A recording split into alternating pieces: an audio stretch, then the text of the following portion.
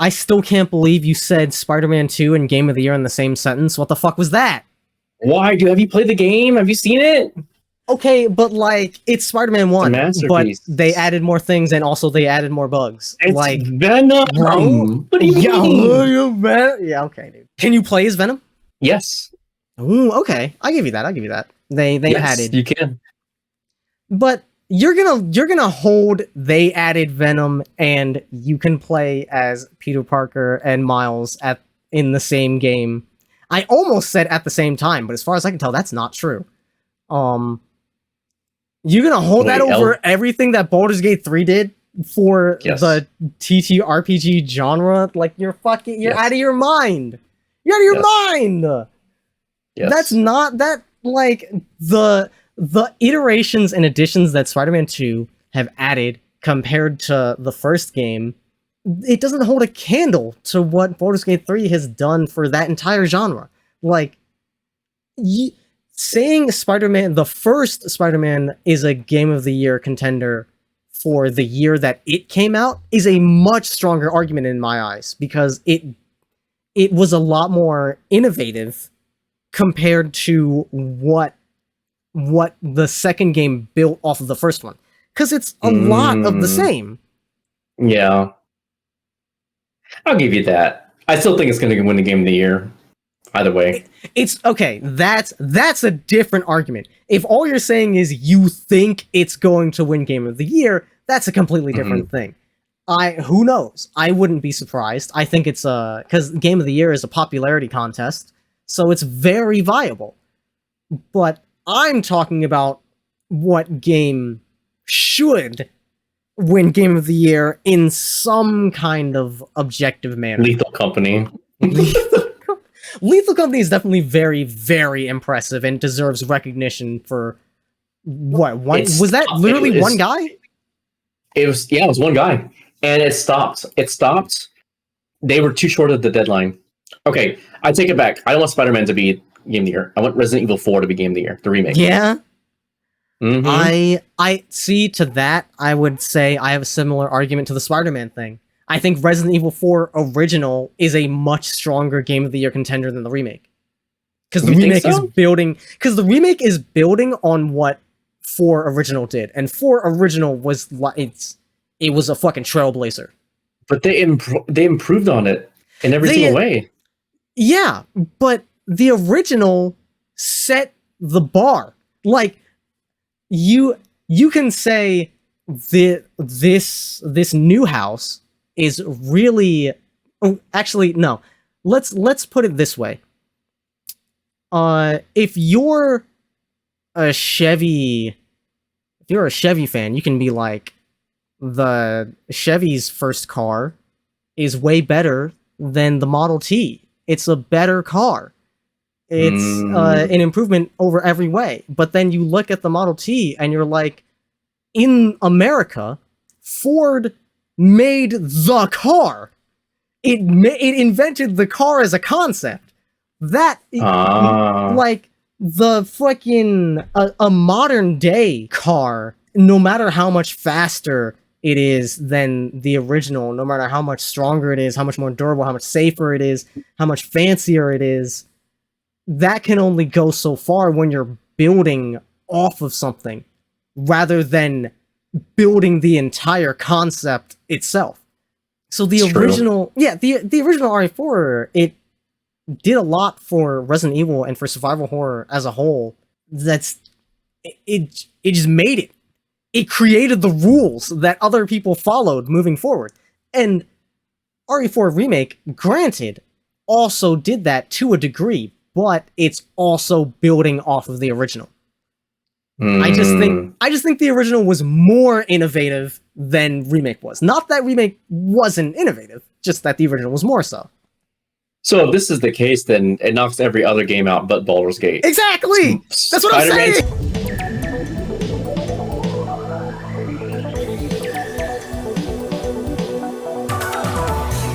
Are we on? Are we live? We are on. We're on. We are on. We are live. Welcome in, everybody. Welcome to Only Hours, your guestless special edition version of Happy Hour, where me and Duke just bring you all the news from our lives, all the news from the gaming world, and all the news from the idol world. Sorry, the VTuber world. I forgot there's a difference. And between all of that, that's all of the news you would ever need in your entire lives. So, congratulations. You found the only news source that you need. Welcome in. Welcome in. How's everybody doing? How you doing, Duke? Excited? Excited? I know I'm fucking excited. I'm bricked up right now. I'm excited. I'm nervous and like almost excited. Let me go ahead and post some links here real quick. Just them up there. All right. There you go. What is happening? Oh my god. Okay. I guess I'm as ready as I'll ever be. So last week, wait, was it last week? I think so. It was like a week or so. Last week was my birthday. Yeah, we hit the 100 sub goal. So you guys know what that means, right? So it's gonna be me in a maid dress, but it's not just any maid dress, right? A guy can put on a dress easy, right? That's simple stuff. Clothes are easy to wear, but I'm ready to take it to the next level. So, wait, are you guys ready? I'm fucking ready. Is everybody ready? Is no everybody stalling. ready? Come on, we need to see everyone ready in the chat. Yeah, yeah, there we go. Get everybody You're hyped ready? up. Okay, we're ready. Okay. God, you're like a elementary school presenter. Hit him with the I didn't hear you guys. You gotta speak up a little bit. Well, I'm glad everybody's ready. Oh, there it is. It sounds like it's coming in through a fucking walkie-talkie for some reason. I mean, that's fine. That's the best thing I can do for this kind of voice. Right? Alright, guys, so I'll go ahead and show myself. Are you guys ready? Hold on, let me... Okay. Oh my god. My dress is literally coming apart. Yo, live on stream? No. Wardrobe malfunction live on stream? There you go.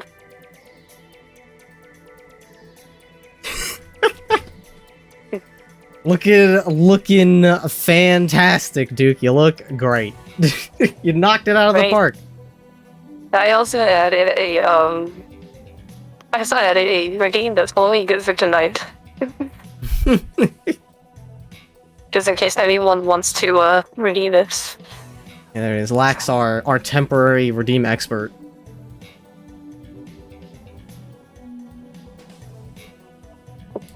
Your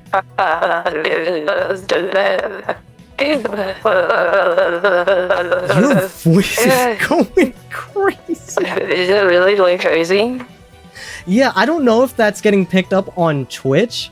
I don't know if that's getting picked up on Twitch, but on Discord, it was garbled. Oh, really? Yeah. Does the music come out fine? I don't know. Like I said, I don't know what it sounds like on Twitch. Okay, so yeah, apparently on Twitch also it sounded quite odd. Oh, it sounded like a robot. Oh no, that's not good. I mean, you want the country edition? You want the regular the Maid edition? Yeah, your voice changer goes drunk mode if you talk too fast. Okay, maybe I should just not do this, right? It's it would be hard to hear you sometimes. But I don't think you need it. Okay. I don't think you need it. People are here for the dress. Just fine. Era. Brooke. Oh god, Suki, I hate you. You want me to do the typical anime Okaeri Nasai, or do you want the cowboy Okaeri Nasai? I want to hear some goddamn Goshujin samas since you got the dress on. Oh, okay. Okaeri Nasai, Gochigen sama. Gohan ni suru, ofuru ni suru, soretomo watashi? cringing out of my fucking skull. My skeleton is attempting to escape my body right now. Oh, man. Oh, God. Jesus. Yep. Gawk it at once, y'all. This is never happening again. Yeah, yuck it up. For anybody who's listening to this, look at this. Anybody who's listening to this just audio, Duke is in full Maid dress up. He's got a choker on. He's got the wig. He did his nails up real nice. Mm-hmm. He went all in. It looks crazy. And I got the. You want me to stretch? Yeah, big stretch. Of course you want me to stretch. Big stretch so we can get that wardrobe malfunction, get those pits on screen. Nope. You know what's not up. Happening. You know what's up. Thank you for the water. All right, well, this is it, everybody. This is what you guys wanted, and I provided. So there's no you can't. No one can beat me on this level.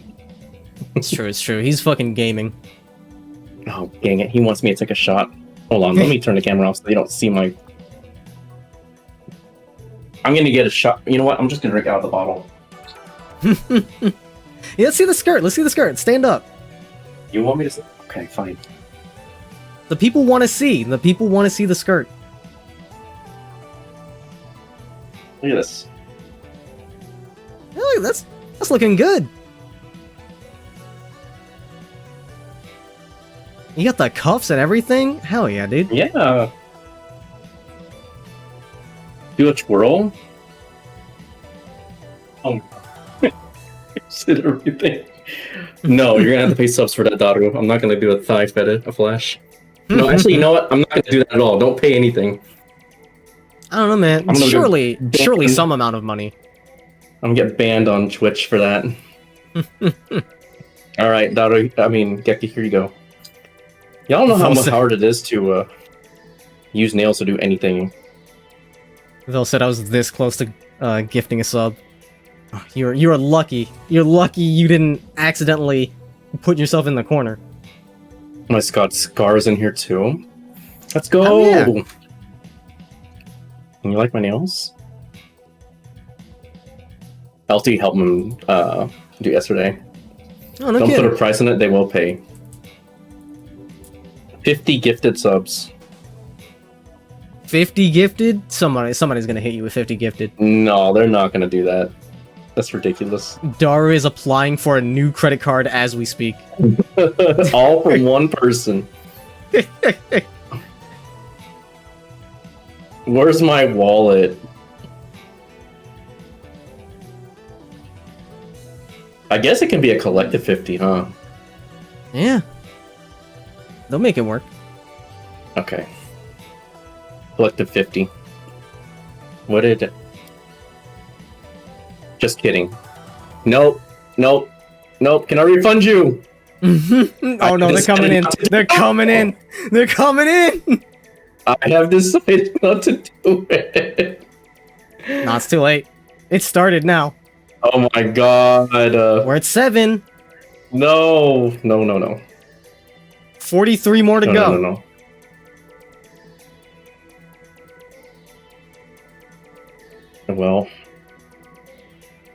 Well, okay. I mean, you're already doing Not this gonna much. happen. I don't know why a peek at your thigh is what sets you over the edge. Because my wife said no. Oh, okay. That's important. Yeah, fair enough. I will do something else for those subs. Oh, it's coming in. Dang it. Stupid. You've set She's like, things "That's into my motion that yams. cannot be That's undone. my yams. She said those are my yams. Thank you. I will do something else. LT has dictated no thigh exposure. Anyways, let's get into it, shall we? Listen, guys, I just want you to know, LT may be stopping Duke from putting his thighs on stream, but Brook and Foul cannot stop me from fucking blasting my ass live if I wanted to. I am wearing stockings. Just know. You are wearing stockings? Alright, can we get a peek at that Yeah. at least? We gotta see the whole outfit. What do you mean? Oh. We gotta see the whole outfit. Come on. Surely you have like shoes on too. Okay. Okay. Can you see? Let me see. Hold on. Just like put your foot on the desk. I don't know. I don't know. Here's my legs right here. Yeah, there we go. Stocking. Plain black, classy. I am. It's the maid look. Do a curtsy? Okay, how do I do that? Too risky. If you don't want your face showing up on stream, it'd be too risky. Because you have to like, you have to bow down a little bit. Yeah, I'm not. Okay.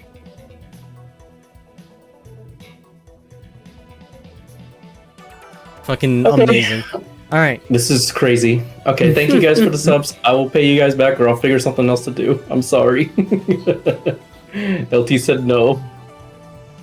But alright, let's start with our month since the last time we've done this. Naturally, this whole thing you're doing is a part of your personal news, I imagine. Mm-hmm. Yep, so it is. How is that? How did we get here? So how we got here is last week I did a 24-hour subathon, and I set goals for increments of 5 up to 200, right? And I made the mistake of saying for 100 gifted subs I will wear a maid dress on Steam, albeit I should have said it for much higher. Nah, you wanted to wear the maid dress. Well, as soon as I said that, they were like, no. You said 100, it's gonna be 100. So they called me out on that. But yeah, we were, that was a long 24 hours. We had a lot of fun overnight when LT was sleeping. I just chilled and chat and just played Mario until everybody woke up, and then we switched over to Clone Hero. But it was very fun, very tiring. I don't know if I'll ever do it outside of like my birthday, but it was very good, and we were able to hit 145 gifted subs that day. So we didn't meet the 150 goal, which is for the actual do cosplay, so me dressing up as myself. But as a thank you for everyone giving, as much as they did, even though they didn't have to, I'm gonna actually meet that 150 goal. So nice. I will sometime next year get all the items for a do cosplay and oh my god, hi Hut, and dress up as myself on stream. So yeah, that's gonna be a blast. I imagine gathering all the items for your outfit is gonna be quite interesting because it's fairly elaborate. It's 8 belts. Yeah, have fucking fun with that. Arm belts, leg belts, everything. Belt. It's a lot of stuff. Dude, you're gonna look like I'm just thinking like 8 belts and like a trench coat and a singed cowboy hat. That's gonna be quite a look. I don't know if I can singe the cowboy hat and stuff without burning the house down. Just do it outside. So, just be careful about it. I suppose. If you're smart about it, do you have anywhere that's like not burn happy outside? Because you could just light the hat up a little bit and then stomp it out. I guess I can go outside like my backyard for that. Mm-hmm. It's just our fire alarms are very, very sensitive. I see. Yeah. Not quite enough to be belts to be a Tetsuya Nomura character. Very true. It's true. You gotta hit double digits for that. Yeah. So, I will. Other than the maid dress and all the cosplays and everything, we did hit the Pokemon Smasher Pass. So I'm doing that this Saturday with Rat and Jackmaw. Can't wait. This is gonna be crazy because, when I did the waifu tier list on stream, they were fighting a lot with each other.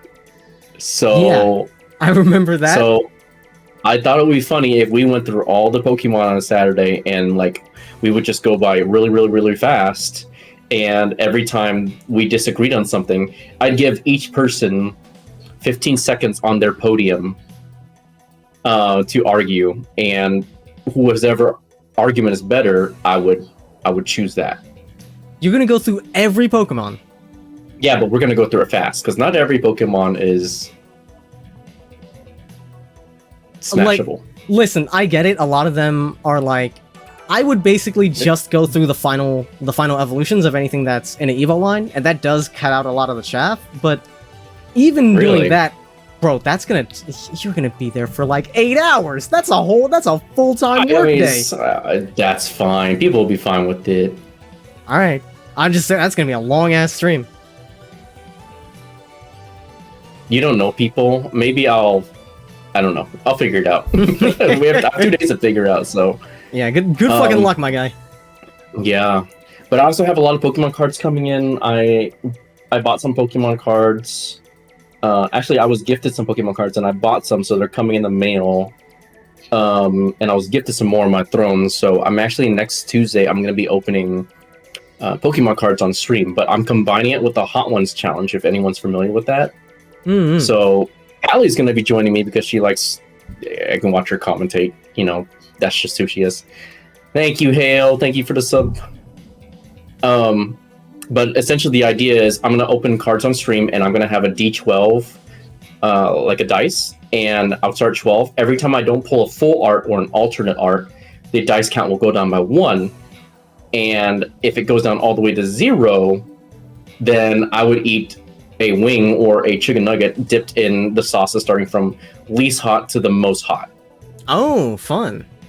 Mm-hmm. So it's going to get more frantic the more I don't pull stuff. And I have a lot of packs. There's going to be like 6 boxes. Mm-hmm. So it's going to be bonkers. But other than that, I did the Raspberry test on stream. I scored a 58, which is average. And then the True Asian test, I scored a 50 out of an 88. So I've not seen the True Asian test. I should take that sometime. Oh god, it says you got a B again. It says you're kind of whitewashed, but not really. Probably like an ABC or APK. Go to your Kumon homework. Oh boy. Yeah. I didn't say anything for the Raspberry test, so I mean the 50s for both. So yeah, but I can handle a few hot sauces. I'm not too bad on the not too worried about the spice content of those hot sauces. I definitely don't go as high as I used to. I feel like when we get older, it's hard to. I feel like 1, we can't eat as much. 2, stuff that tasted like good back then doesn't taste good anymore. Yeah, and it's like if you're not eating spicy stuff all the time, then yeah, it starts to go away with age. Mm-hmm. Absolutely. I know my spice tolerances goes down a lot if I don't eat spicy stuff daily, essentially. Mm-hmm. Bijan. I'm a Bijan. Well, it was a very fun time. Yeah, is that it? Was it just a 24-hour stream? Right. Yeah, I don't have anything else going in my life. I know I said I was going to do a lot of collabs, but I don't know. I've been in a chatty mood recently, and I guess I've been hanging out with Daru a lot, and you know he's a chatty person, so he's got me out of that solo phase. And honestly, it's been a lot of fun hanging out with people, just playing games. Everyone still tastes good to me. What do you mean? I don't mind me. Food got here, so I'm grabbing my share of the nugs. But yeah, that's basically it in my life. What were you gonna ask? I'm not, honestly, I forgot already. But, okay, if that's it for you, I've got a few more talking points on my end than yours. Oh yes, let's see. I see it. Let's start with MW3. So, since the last Only Hours, Modern Warfare 3 came out, I was so convinced. Like, this is so goofy, because I was so convinced that I wasn't gonna buy it, because I thought that Invasion wasn't coming back, and then, like, 2 days before the game came out, I found out that was a complete lie that I was told. And so I was like, okay, great, I will buy it. And then I buy it, and after the first like 2 days of playing, I have been playing way more normal multiplayer than Invasion. So it would have been a bunch of fucking egg on my face either way, because if I didn't buy it, I would have been missing out on a game that I've enjoyed playing, that I'm not even playing the reason I was boycotting it to begin with. So it has been a really fun game. Yeah. And then bringing back all the old maps from Modern Warfare 2 and Modern Warfare 1 is great. Mm-hmm. And not without its flaws, though, of course. No, there's still a lot of flaws, but it is what it is. The one bullet point I have under MW3 is that a buddy of mine has it on PS4. When it came out, his MW2 got an update that installed MW3 and uninstalled MW2. It's basically a reskin. It's the same game. Yeah, but he didn't own MW3 at the time. Oh. So he went to launch the game, it did this update, and when he got in, he was greeted with the MW3 menu with all of the game modes that he can't play, and then when he tried to switch to MW2, it said that the content wasn't on his fucking PS4 anymore. I'm like, what are you doing? What kind of update does that? You know what's funny? I think it's because they don't just call it Modern Warfare 3 anymore. In Steam, they just call it Call of Duty. I don't know if you've noticed that. Oh yeah, no, I know. Yeah. So I don't think, honestly, I don't think they're gonna go. I don't think they're gonna do future Modern Warfares by just releasing an actual separate game. It's just gonna be an add-on for the Call of Duty thing. Mm-hmm. Yeah, no, that's clearly what they're going for. Thanks for stretch. Call of Duty becoming yet another game as a service, or live service game rather. That's what they call them nowadays. Yes. There's no issues at all. What are you talking about? There's so many issues. Yeah, the have you noticed that guns from Modern Warfare 2 perform noticeably a lot worse? Better? No, they perform worse from what I've heard. Really? I didn't notice that at all. I thought the TAC 56 and also the M4 is just as good as they were. Interesting. I mean, in the new game. I have not noticed this myself personally. This is just what I've been hearing. So, I don't know, maybe in recent patches they've swung the other way on it, but when the game first came out, that I heard a lot of the MW3 guns just really outperforming the MW2 ones. It'd be nice if recent patches have addressed that, because that would mean patches are coming out that are actually addressing problems. They're gonna have to. People keep complaining. You know what they're gonna do? So they're probably gonna nerf the MCW. Yeah, it's Call of Duty. Everyone complains about Call of Duty forever. Yeah, I think I'm having fun with it. The increase to 150 health seems to have done fuck all for time to kill, which is unfortunate. I love a nice long time to kill. A lot of the carried over guns from MW2, fantastic. Love a lot of the new guns they've added. Love tac stance. As much as I love tac stance, I was talking about this on stream earlier. It doesn't feel like something that's gonna stick for the next game. It's very niche. Yeah, it feels kind of gimmicky. I would love for it to stick around, but I don't expect it to.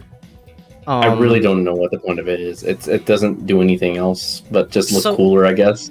No, so it's for anybody who does not know, tac stance is a new aiming mode that they've added in Modern Warfare 3, where you do the canted aim, you do the John Wick, the cool aim, but the point of it is it gives you a middle ground between hipfire and ADS. You move faster, and your turning is faster compared to ADS, but your spread is a little higher compared to ADS as well. I have found a lot of use for it when you're using a long-range weapon in a close-range space.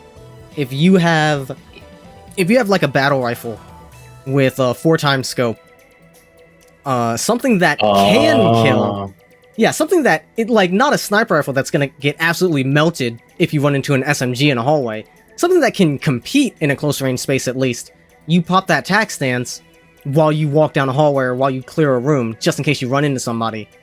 And you won't get completely screwed over. If you were hip firing or if you were ADSing, you would probably lose an engagement to a SMG or an AR. But ideally, the tac stance is designed to give you a fighting chance in scenarios like that. I see. Okay. Yeah, I like it, but again, like you said, it's very niche in its application. I feel like it's probably not gonna stick around.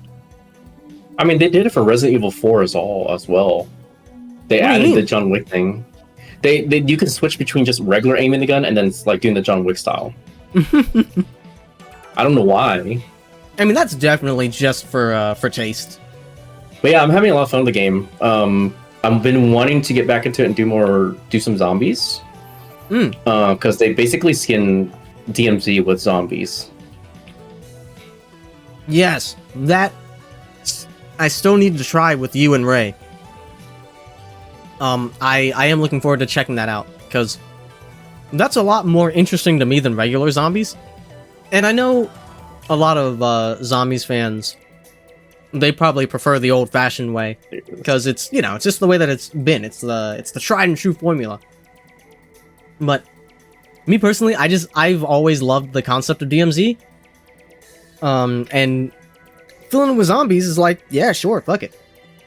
I'll give that a chance. I haven't gotten around to giving it a chance yet, but I will. You said Ray? Do I know Ray? John McRayman.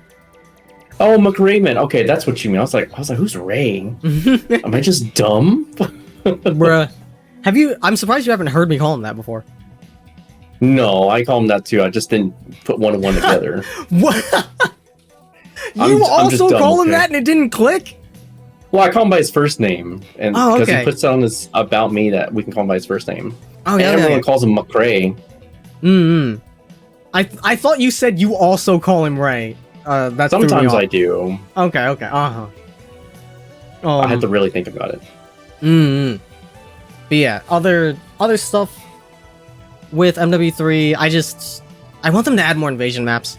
That's the big reason I haven't been playing Invasion, is because only 2 maps. And they added a third one recently, but it never gets picked. And I'm pretty sure when MW2 launched, they had 4. They started with 4 invasion maps, and now they got fucking 8. I'm pretty sure. So I'm probably gonna hold off on invasion until they add at least 1 or 2 more maps. It gets old a little fast when you're playing on the same maps too much. But yeah, I'm having a lot of fun with it. I'm not a core person, but I'll do my best. Here to claws. Cringe, dude. Not playing core? Lame. I like hardcore. Bro, get out of here. I'm a hardcore search and destroy kind of guy. I hate it. If I wanted to play hardcore search, I'd play fucking Counter-Strike. Nar. What do you mean, Nar? Good. Nar, it's so good. It's literally just worse Counter-Strike. No. You'd be better off playing fucking Siege, even. I guess. It's just, but I like it. I listen. I play a lot of Modern Warfare 2, and I reached top 100. I was number 75. And he was a big gamer. Destroy. I was a big gamer. But anymore, hi Yara. But yeah. Aside from MW3, I have also recently started a collab with Scar. We're playing through Stranger of Paradise, which I am so sad that game was sent out to die. Ever since the trailer, ever since the trailer dropped and no one took it seriously, and then the demo didn't perform well because it had a bunch of technical issues. It was pretty much dead in the water by the time the full release came out. I wonder why. Well, like I said, when the trailer came out, it was goofy as hell. I know, but people didn't want to give it a try to see if it was at least good. Because the demo was bad. Yeah, well, I guess. So, like, with a first impression like that, no one was gonna bother. And then it got overwhelmingly positive reviews on Steam. Yeah, because it came out on Steam after, like, months after, because it originally launched on the Epic Game Store, which is another nail in its coffin. That's another issue, yeah. Yeah, like it was sent out to die on launch. It sucks because the game is great. The gameplay is fantastic. It's Neo style gameplay made by the Neo devs, so they know what they're doing. And even the story becomes fantastic by the end. The start of the game is definitely like, what the fuck is going on? This is nonsense.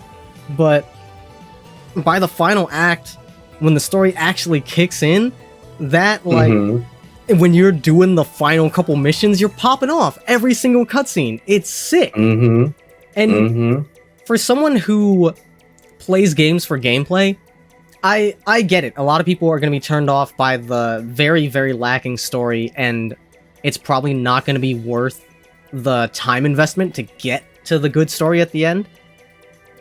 But for me, as someone but it has co-op. Yeah, if you're doing it co-op, or if you enjoy the gameplay, then it's totally worth your time to get to the end, because you're gonna have a great time getting to that story ending anyways. But for Final Fantasy's primary demographic, that's not really, that's not really doing it for anybody who comes to the Final Fantasy series. So they were screwed over. I think people are gonna buy it just because it's a good co-op game. That's the only reason. Well, probably. Yeah. I think 10 years from now, you're gonna get a bunch of fucking YouTube essays about how Strangers of Paradise was actually amazing in hindsight, and then everybody's gonna be streaming it, everybody's gonna be playing it in co-op. I think it's one of those games that's gonna have it's gonna have its big break 10 years from now. Like as a classic cult niche game.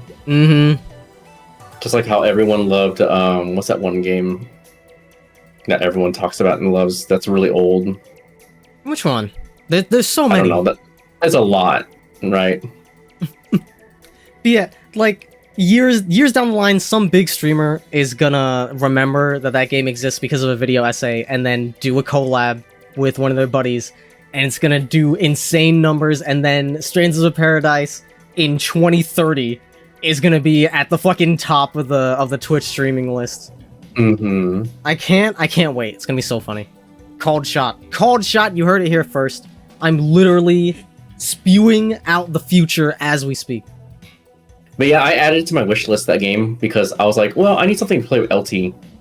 And yeah, that'd be fun. She loves Final Fantasy, so I mean, it's kind of like a hand-in-hand kind of thing, right?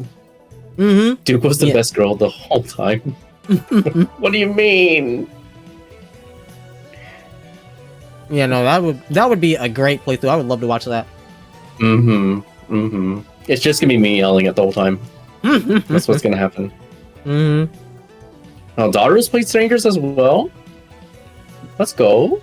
Yeah, there's a couple people. Let's see, what else has been going on? Halo, let's go Halo. Yeah.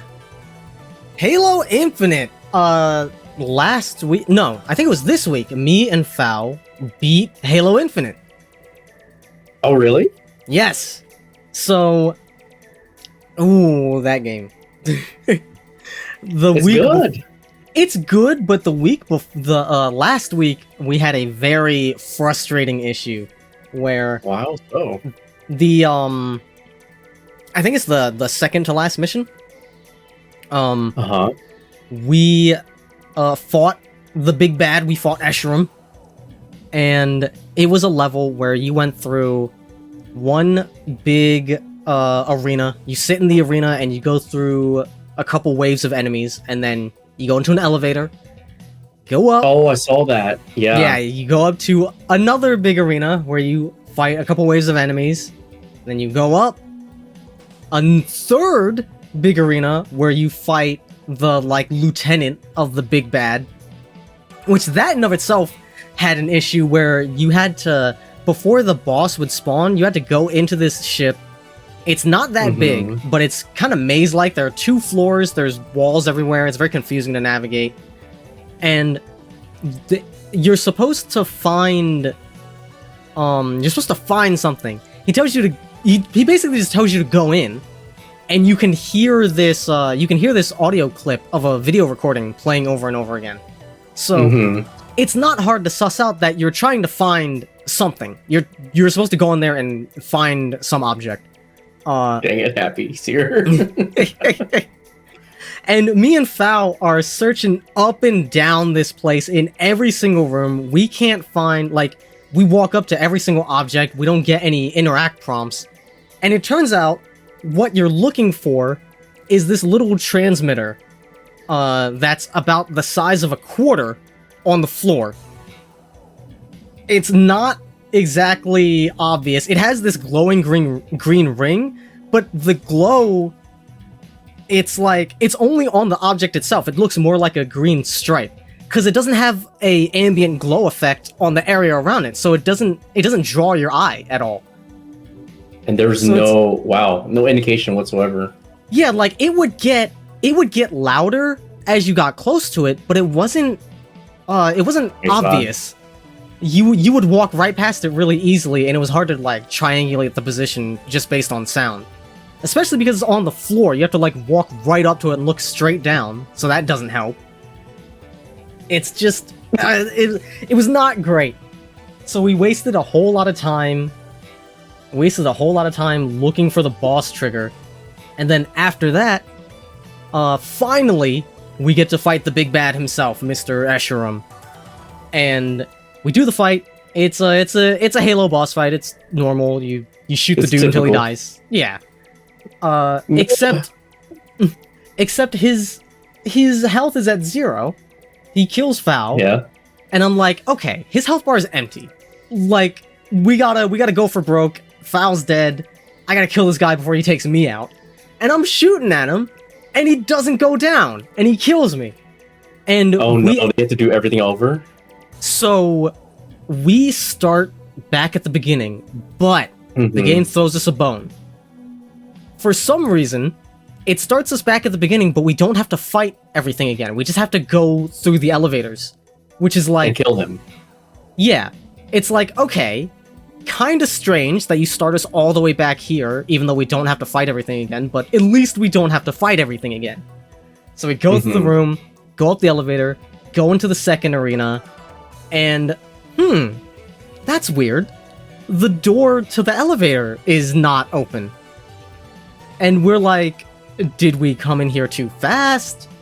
Did we just have to run back into the previous room to let some dialogue finish or something? No matter what we did, it wouldn't open. We even blew ourselves up to get a respawn on the checkpoint to see if maybe something screwed up with the checkpoint. Let's take it nice and slow this time. Let's wait for all the dialogue. Let's not skip anything with grapple hooks. And no dice. That second arena does not let us out. So we had to then, after giving us false hope, then we had to start the whole mission over.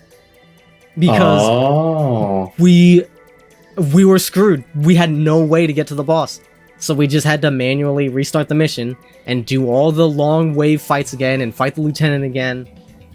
Finally, second time around, we do actually take the dude down. So needless to say, I am not fond of this mission. It is not a great way to end the story between Master Chief and Escharum, but we are not done with the game after that point. There's still more to do? Yes, there is one other bad guy we have to take out. I completely forgot about them. They don't really do anything throughout the story. They're there. They talk to Escharum. They're an optional boss, right? No, it's not optional. It's the end of the story. But they're not really here for most of the story. Anticlimactic. Yeah, it's very anticlimactic. Like, you fight them once early on in the game, and they show up in the cutscenes with Escharum. But it's just like, when they were brought up, I was like, Oh yeah, I completely forgot about them. We gotta kill them too, huh? It was one of those. And you do it, and the fight's not that hard, and it's almost like a formality. And then the game ends. But I'll give him this. That final cutscene when the Master Chief's like, oh, we're gonna finish the fight, and then the not Cortana and Master Chief and the pilot are all together, and they're all hyped up, and they're ready to fight. They're ready to fight the dudes on the ring forever, and the music swells up right before the cut to black, before the credits roll. It put a smile on my face. For all of the Halo game, right? Yeah, a good for all Halo of ending. For all of the frustration that I had last week, and for all of the anticlimactic vibe of the actual final mission, when the actual final cutscene plays and when credits start rolling, I did have a smile on my face, and I'm like, yeah, that was a fun Halo game. I'll hand it to him. We had a good time. Would you play it again? Is it replayable? Maybe with different people, maybe on Legendary. Yeah, I was gonna say playing it with other people, playing it on higher difficulties, doing all of the side content, because there was a bunch of stuff that we didn't get to. Yeah, I could see myself playing it again. Let's go. I told you, I uninstalled the game because my friends and I are waiting on the co-op, and then they just stopped. Like, they didn't want to play when it came out. I'm like, wow. So I never finished the story. I don't see myself coming back to it anytime soon. Yeah. Yeah, but I'm not opposed to the idea of doing another co-op run with you sometime. If you needed someone to play with. I mean, that's how we started out with, right? Halo. Oh my god, you're right. You're right. That was so long ago. Oh my god, you're right. That's crazy. That'd be fun. I'd do it again sometime. And knowing that the campaign is, if you skip all the side content, it's around the length of a normal Halo campaign. So, because I was getting excuse me.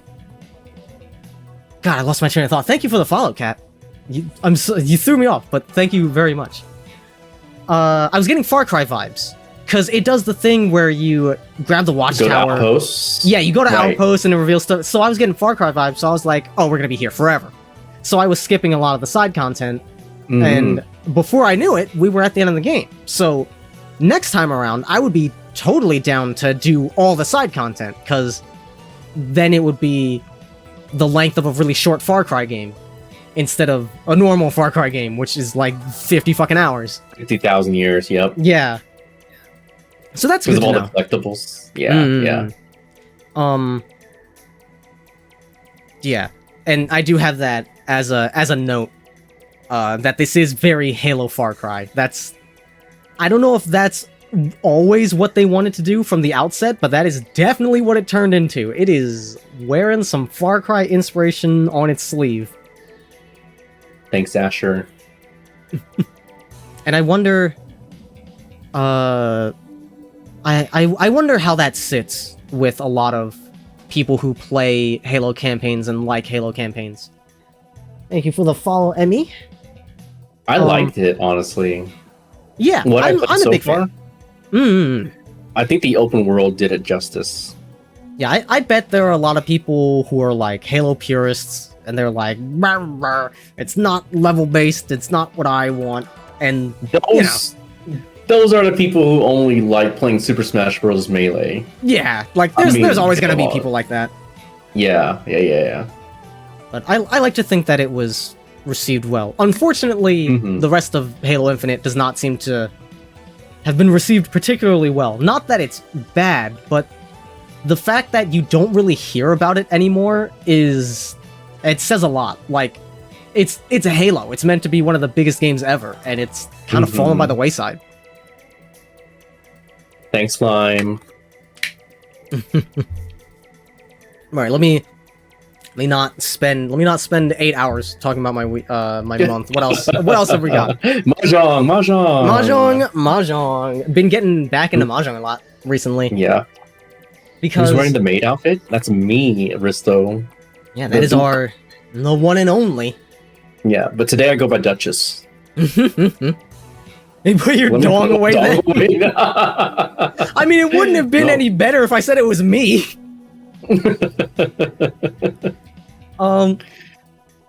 But yeah, I've been getting into mahjong again, and a lot of people in our circle have been getting into it. They've been asking me to teach them, or have otherwise been learning how to play on their own, and it's been fantastic.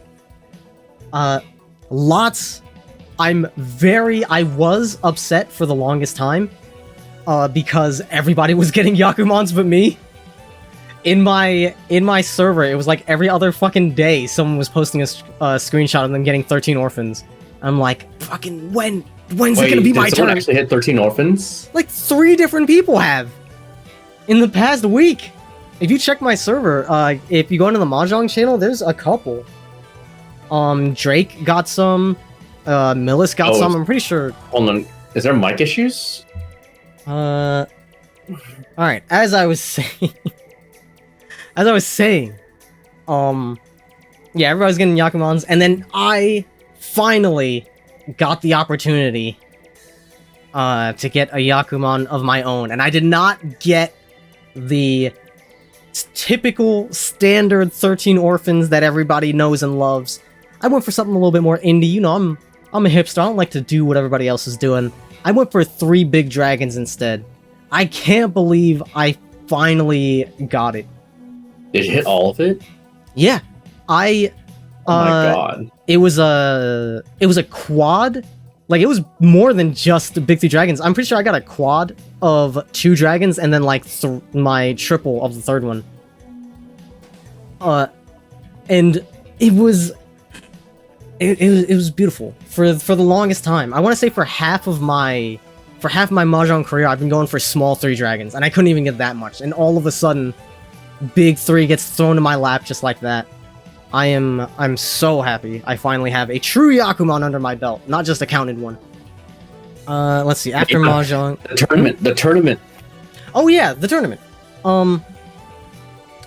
Because so many people in our circle have gotten into mahjong, I am organizing a little friends tournament. There's 12 of us.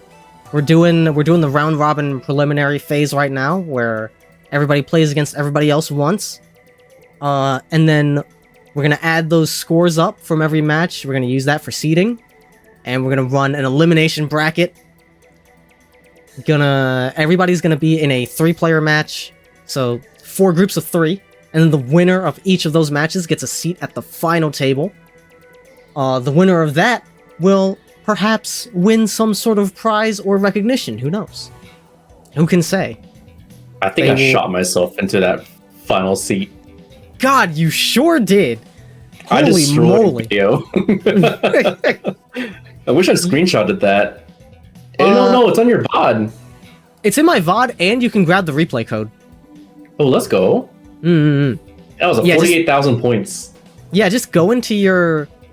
just go into Ricci City, there should be, I believe it's log, to look at your previous matches, and just look for the one that says Yakuman on it, where your name is in pink. Let's go.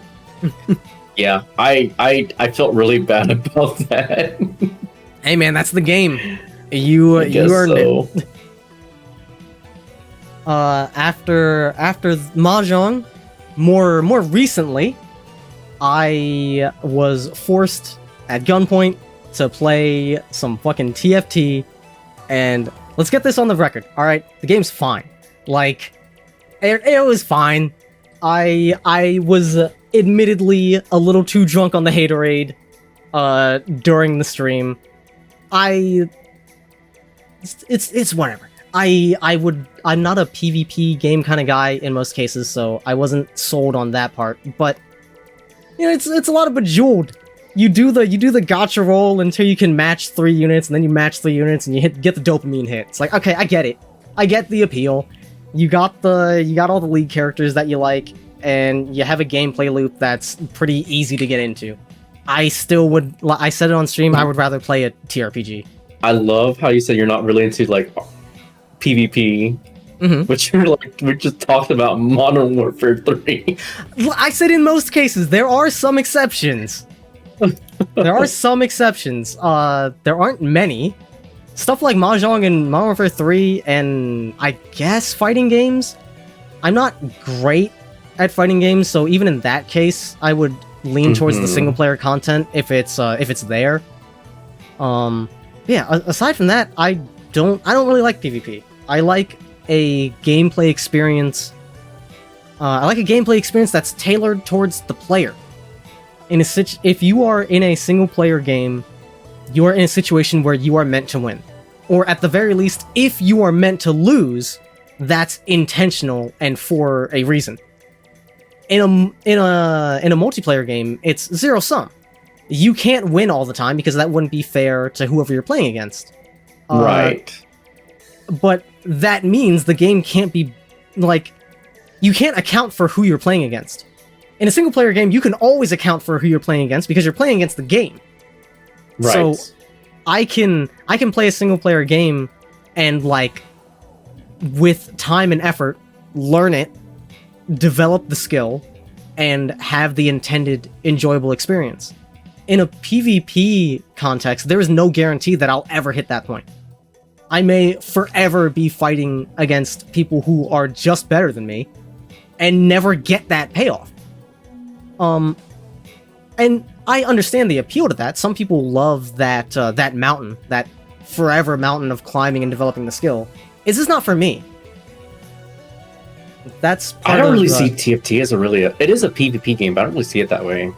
I see it's more like a gacha role, you know? Yeah, and I get that. I definitely didn't feel a lot of the PvP anxiety in the moment, now that I think about it. Right.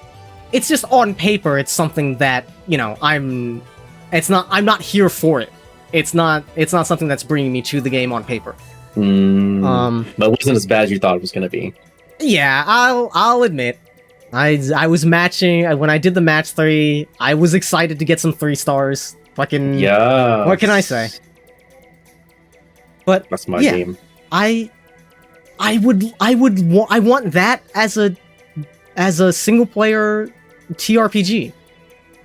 Like, I see that and I'm like, damn, it's better than League, but it's still not for me. I wish there was a League Tactics that I could play. One day. Yeah. And the only other thing on my personal news is mourning the Dodge Challenger. Yes, I'm ready for this. This is not... I couldn't put this in any other category, because it doesn't really fit into gaming or VTubers, so I guess it's just... this is just something that has impacted me. Have you heard about this, Duke? Mm-mm. They are, apparently... This year is the last year of the Dodge Challenger. Oh, no way. They've been running a bunch of special editions because they're not doing anymore. You know what, though? That kind of makes sense because I work in the industry, right? And there's been rumors that America's trying to do away with muscle cars. Yeah, I mean, it's emissions. It makes sense. That's the reason the challenge is going away is because of emissions. It's so like, it makes sense. Yeah. Yeah, it makes sense. It sucks, but like, you know, I can't exactly blame them. Yeah, I haven't seen as many Mustangs. I haven't seen a lot of those large like V8 trucks. You don't hear them anymore. Everything's moving to electric cars and hybrid cars. Which, I mean, I get it for our environment, but yeah. But I don't think fossil fuels should be phased out entirely. No. I don't think the point of this alternative energy is to find a new standard. I think what you should be doing is getting all of them to work together. And then, because once you have it, like, between fossil fuels, hydroelectric, solar, regular electric, thermo... Like, if you have all of them working together in different areas, that's when it's truly renewable. Because if you put all your eggs in one basket, it's not going to be able to renew fast enough. Like, fossil fuels renew as well. It's just we go through them so fast that we're not getting new fossils fast enough. And the same thing's going to happen if we put all our eggs into electricity. We're going to, you know, this lithium, we're already running into lithium shortage problems, and we haven't even gotten fully moved over to electric yet. That problem's not going to get any easier if we focus even more on it. But we can only move forward from here, right? As far as renewable energy resources. I mean, think about, as much as I don't like AI, think about how much AI has come in for the past year. Yeah, right? it's gonna be a rough road, but in the end, eventually, it will be for the better. Right. FAO, not quite. They said electric cars don't help anything if the sources being used to generate the electricity are also fossil fuels.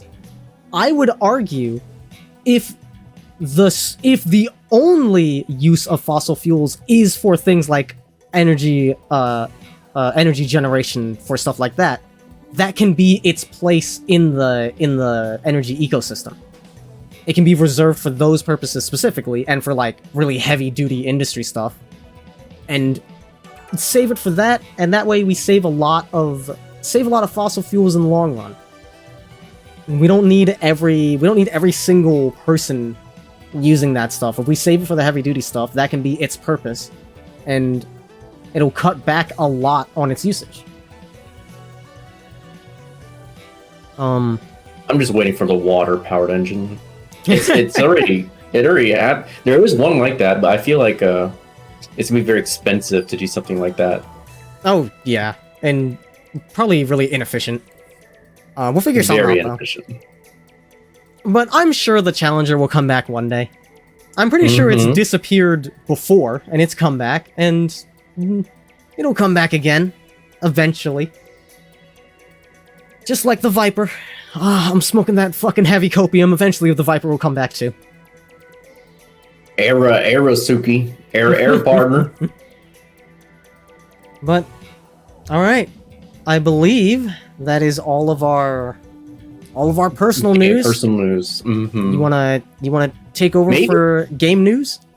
Yeah. Well, maybe for next time we can do another category for current events. That would be.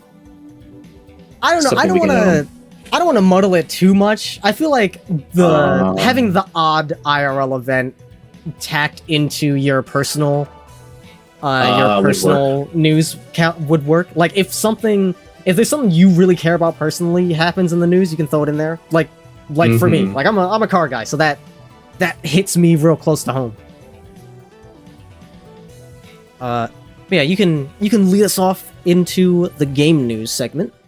Yeah, so in other news, specifically game news, first on the list is, I don't know if you guys are familiar with the Escapist video on YouTube, but apparently his whole team resigned or was fired.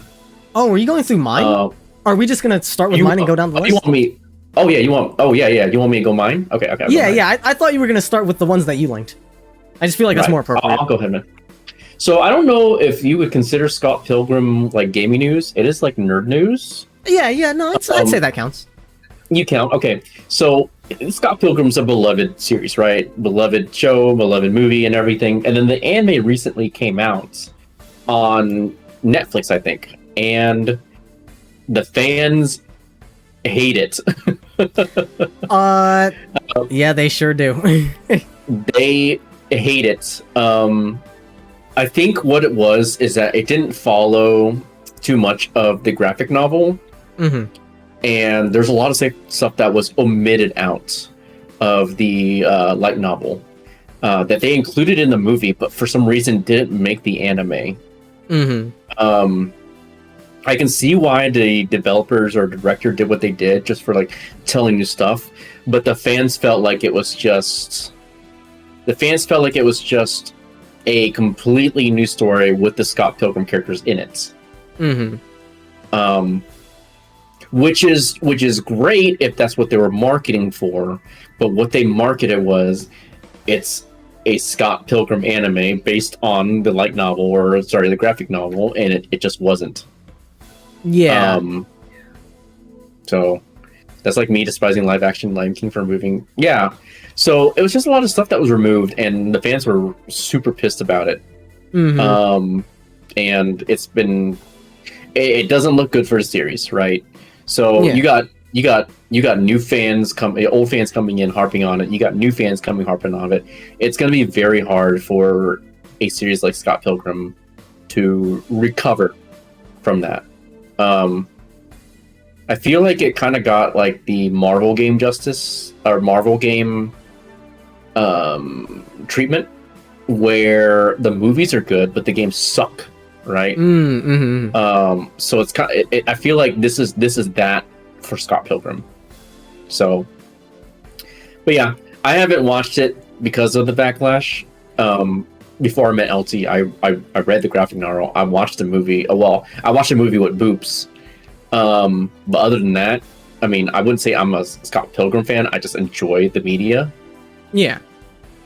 Hi, Soren. Welcome in. I played the beat 'em up, and that's most of my exposure to Scott Pilgrim. Yeah. So see, I'm not super invested in this story. The game was fun for sure, but like, yeah, I don't have a huge horse in this race. I shouldn't say I'm not invested in the story. I am. I'm not. Like I said, I don't have a leg in this race. Basically, it's very outside my wheelhouse. But yeah, that's really it. Not really much to add on to that. Just a beloved series not getting the justice it needed in an anime universe. So I've got some thoughts on this, because I have heard some. I've heard this story covered elsewhere, and I learned some things. Oh, really? Apparently, there were interviews with some of the people working on the show where it was a lot more obvious that this was not a regular adaptation. The fault really lies... Yeah, the fault really lies with Netflix's advertisement of the show specifically. They were the ones really pushing the pure adaptation angle, whereas interviews with the staff, there was a lot more hinting that, like, yeah, we're doing something new and interesting here. And Edgar Wright, in particular, has always been very vocal about wanting to do new stuff with Scott Pilgrim. So, and that's exactly what happened here. It was pretty clearly their intention to tell a new story with Scott Pilgrim. And I guess them doing a nice bait and switch because of the advertising, it didn't go over well. Yeah. And 4 brings up something that I wanted to bring up. I have heard from the people who have decided to give it a chance and look past the bait and switch, I have heard a lot of good things about the show. So I am interested to hear your thoughts on this, Duke. Imagine you are given something that you don't want, but it's good. Like, it's really good. It's just not what you asked for. How do you feel about that? I'd like it, honestly. I would. That's something I would enjoy, right? So if you took, for those of y'all who don't know, Spider-Man is my favorite superhero, right? I've read online a lot of the comics and everything, and just all the spin-offs and everything before I met LT, and I love Spider-Man. So when the movies came out, I was like, cool, that's great. And then the game came out, which is like a completely alternate thing, and it became a instant success. I don't know. I think those kinds of things would be should be given a chance. Also, yes, I didn't want to say basically a sequel because I wasn't too sure myself. But yeah, it's like a straight sequel to Scott Pilgrim, apparently, which is also interesting. Like, I think it has a place in the world. It's just it's just a continuation of Scott Pilgrim, and they've chosen to do it in a different medium. Well, how would you feel like if they made something completely different and it ended up being good? So, I don't know if I've been in this exact scenario. But Halo, my guy. No, because change everything. Yeah, but I didn't care about Halo that much to begin with. So that's not the example for me. My best guess is that it would take me a while to come around to it, but I would eventually. Because the closest example I can think of is Ace Combat. Assault Horizon was not a traditional Ace Combat game. It was very Modern Warfare Brown 360 coded. And I loved it the first time I played it. When I played the demo, I was all over it. And the first half of my first playthrough of the game, I was lapping it up. And then for a long time, I never came back to it because I was like, after thinking about it, I was like, this game plays really shallow. It's not really scratching that Ace Combat itch for me. But, and then when even more time has passed, I don't really see myself playing it again, like, moving forward, especially because we have Project Wingman and Ace Combat 7, but at the very least, I'm glad it exists. I always love to see IPs get taken in wildly different directions at least once. Like, I use this as my example every time. I want a fucking Modern Warfare Fire Emblem. I want a Fire Emblem where they're in the city and they've got fucking guns and shit and they're wearing tech wear and all that. I want that. You have it. Where? It's called XCOM. No, it's not anime. I mean, I want fucking Fire Emblem characters. I want the Fire Emblem characters, but with guns. I want Chrom with a fucking M4 scavenging with Lucina. God. All right? Oh my god. That's what I want. And sure, it probably wouldn't go over well. And no, I don't want Fire Emblem to be that permanently, but I would love to see it happen once. Like, I mean, Pokemon does that all the time, though. They did Legends of Arceus, which I think is great. Yeah, Pokemon Rangers was great, and also they did that Tactics Pokemon game. I forgot what it was called. It was like held in the Samurai era. It was literally Pokemon with the Fire Emblem mechanics, like, which was great. Yeah, like, would I ever play Assault Horizon again? No. Do I need to? No. Do I even like that much? Not really. But am I glad I played it the first time? Absolutely. I'm glad it exists. I wouldn't have it any other way. So I think that's how I would feel if I was a Scott Pilgrim fan. But even then, it wouldn't be that exact scenario, because by the time I come around to it, I would realize this is actually another chapter in the story. And then I'd like completely come around on it. I'd be like, oh, okay. There was a misunderstanding. This is just the next chapter. And then I'd be like, fucking sick, new Scott Pilgrim. I feel like that it would take a while, but eventually I'd come around. That's the thing, though. It has to be an instant hit, right? In my opinion. Yeah, it has to be good. Yes. Like, the deciding factor is that it needs to be good at the end of the day. Also, Tsuki brings up another good example, the DMC Devil May Cry, the one with fake Dante. You remember that? It turned out to be a really good game. It did eventually. It needed to be patched first. Yes. When it first came out, it had nothing. But after they patched it into being a fun game, now it's like, I wish this wasn't called Devil May Cry, but otherwise, yeah, it's a fine game. It's like a Dinosaur Planet or Ninja Gaiden 3.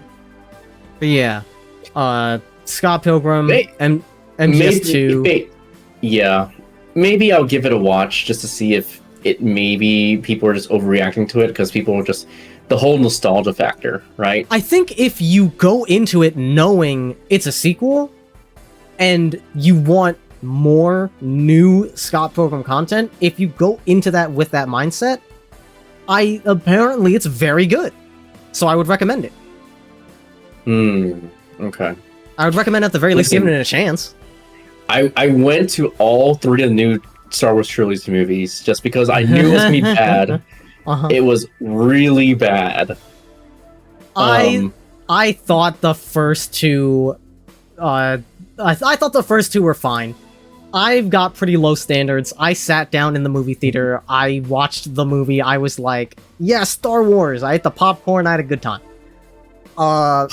Oof, that third one. Even in the moment, I was watching this movie like, what the fuck? This is kind of whack, dude. So the first thing I went to watch the movie, the third one, the 9th one, with friends, and we were cracking jokes the whole time. So my whole gripe with Star Wars is, if you wanted to watch Star Wars and enjoy it, just watch episodes 4 through 6. That is literally episodes 7 through 9, but better. Yeah. It's like they brought back the nostalgia because people are like, oh, I want Star Wars. You know, we went through the prequels and we didn't like that. So Disney's like, you know, let's just bring it back to the old days. I mean, come on. The first episode 7, where was Luke? Tatooine, a sand planet, right? Where was Rey? A sand planet. You know, go on, destroy the Death Star, whatever they call it, Star Destroyer, whatever it is. Palpatine comes up. There's some weird romance going on between the good and the bad guys, and Palpatine dies again in the last movie. You know, they even in the 9th movie, they even brought the Ewoks in, which is like replica to like episode 6 with Ender. Yeah, they brought it in just cause. Oh my god. I was just like, dude, if I want to watch episodes 4 through 6 again, I just watched the originals. I did not want to watch all of this, right? And the force powers that they change, I'm very particular on my Star Wars lore, and the force teleport thing is stupid. It's very odd, yeah. That one's it's weird. Very odd. We can pull items and share items as long as we're connected by the force, you know. I can give you my lightsaber. Like, that's so stupid. I don't know. You know, we'll have the classic force pull, force push, you know, high jump, you know, all that kind of stuff, and it's just like, we can trade items. No. I will say the trading item things makes no fucking sense. Yes. But something I genuinely love is Rey doing the force pull so hard that she accidentally does the lightning. I thought that was fantastic. See, that was good. Yeah. Though, because that proves right there on screen that she is a granddaughter of Palpatine. Yeah. It's a good, like, it's a subtle but in retrospect obvious hint, which I think is good. That there was potential there. There was potential for something cool there that was not capitalized on. The biggest betrayal is that they teased a Grey Jedi route and then didn't follow up on it at all. They were just like, nah, we're still gonna do the good and evil. Like, fucking come on, dude. That is the perfect opportunity. You want to do Star Wars, but you want to tell a new story? If you want to do 4 through 6 again, do that, and then what if Grey Jedi this time, though? Like, you had a idea for a perfect story formula on a silver platter, and you fucking threw it away, and instead picked up the fucking treasure Sith knife that where the blade is the same shape as the fucking terrain. What the fuck was that? No. God, that was ridiculous. Also, the pacing of that movie was horrible, breakneck, so bad. It was too focused on. It was focused on a group of characters, and then it was cut back to the other people, and then cut back again. It was really jarring. Yeah, it was doing like 3 movies in a row. It was the Okami of Star Wars movies. Yep. What I really want is for them to do a Qui-Gon Jinn series, like the actual like Grey Jedi. That would be sick. Was he a Grey Jedi? Yeah, he was a Grey Jedi. I didn't realize. He was part of the Jedi. He was part of the Jedi Council, but he also. So let me rewind here. So there are certain types of Jedis who can use their Force powers to show up as a Force ghost, right? Mm-hmm. I feel like those are considered that either A, they've mastered the Force, or they're a great Jedi. I felt like Qui-Gon Jinn didn't really relate to either the good or bad in that sense, because he knew the prophecies that Anakin was gonna be the one who became Darth Vader. He knew that he was gonna betray, like Anakin was gonna betray the Jedi Council, right? But he still took him in as an apprentice, which is crazy to me. That is like the biggest thing, is I can change him, I can fix him, kind of thing. And he knew the prophecy was going to happen anyways, but he still took him in. I wonder if that's I can fix him, or if we follow the prophecy, things will work out in the end. So I shouldn't stray from the path. It could be either. We don't know. George Lucas will never tell. Disney will never tell. We'll never know. They will never acknowledge Great Jedi again. No.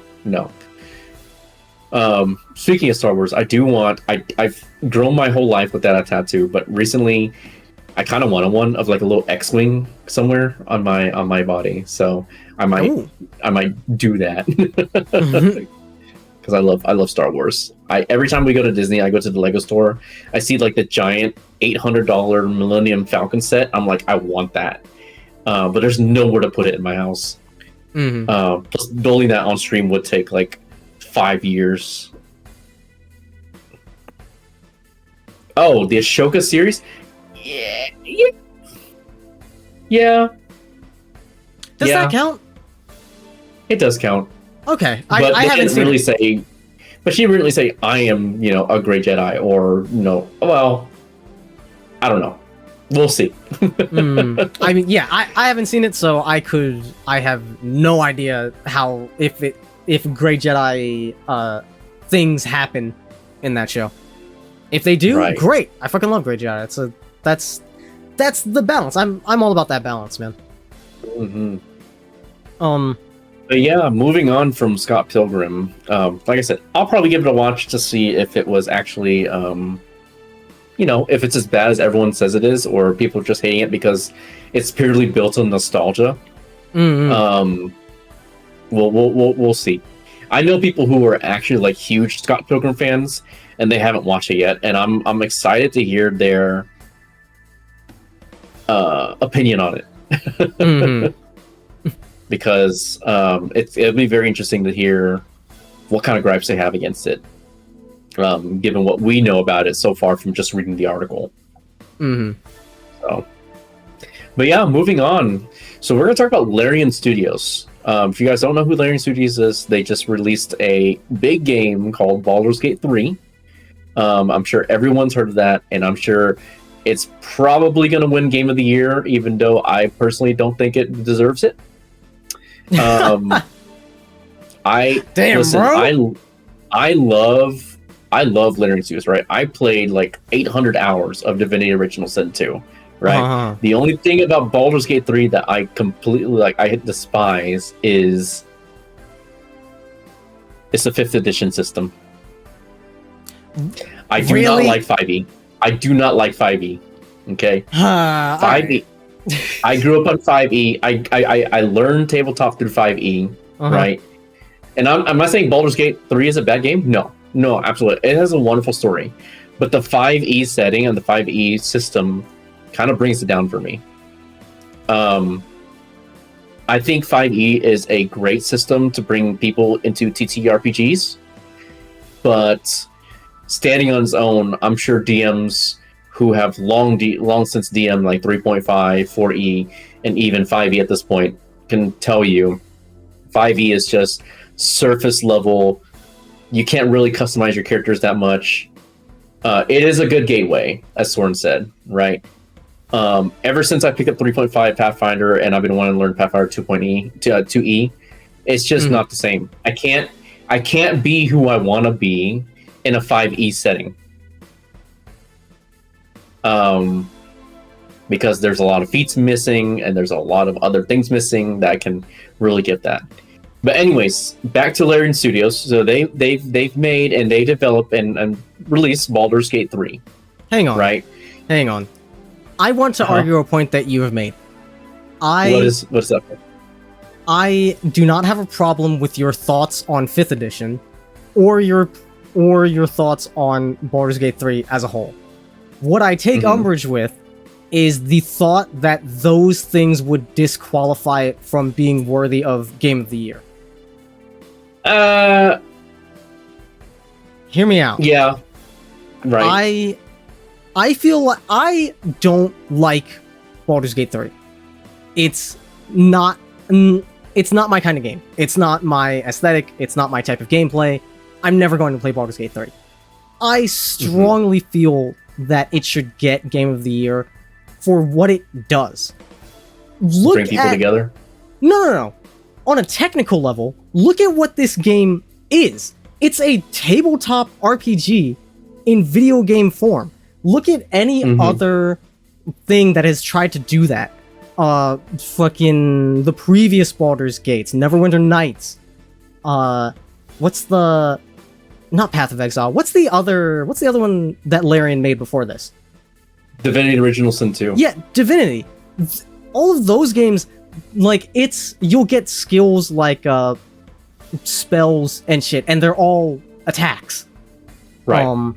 In this, you get abilities and you can use them in creative ways, like in a tabletop game. It sets the bar for this genre.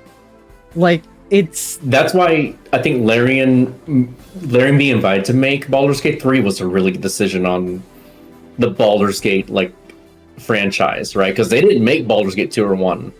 Yeah, like, this is... Larian's a brand new studio.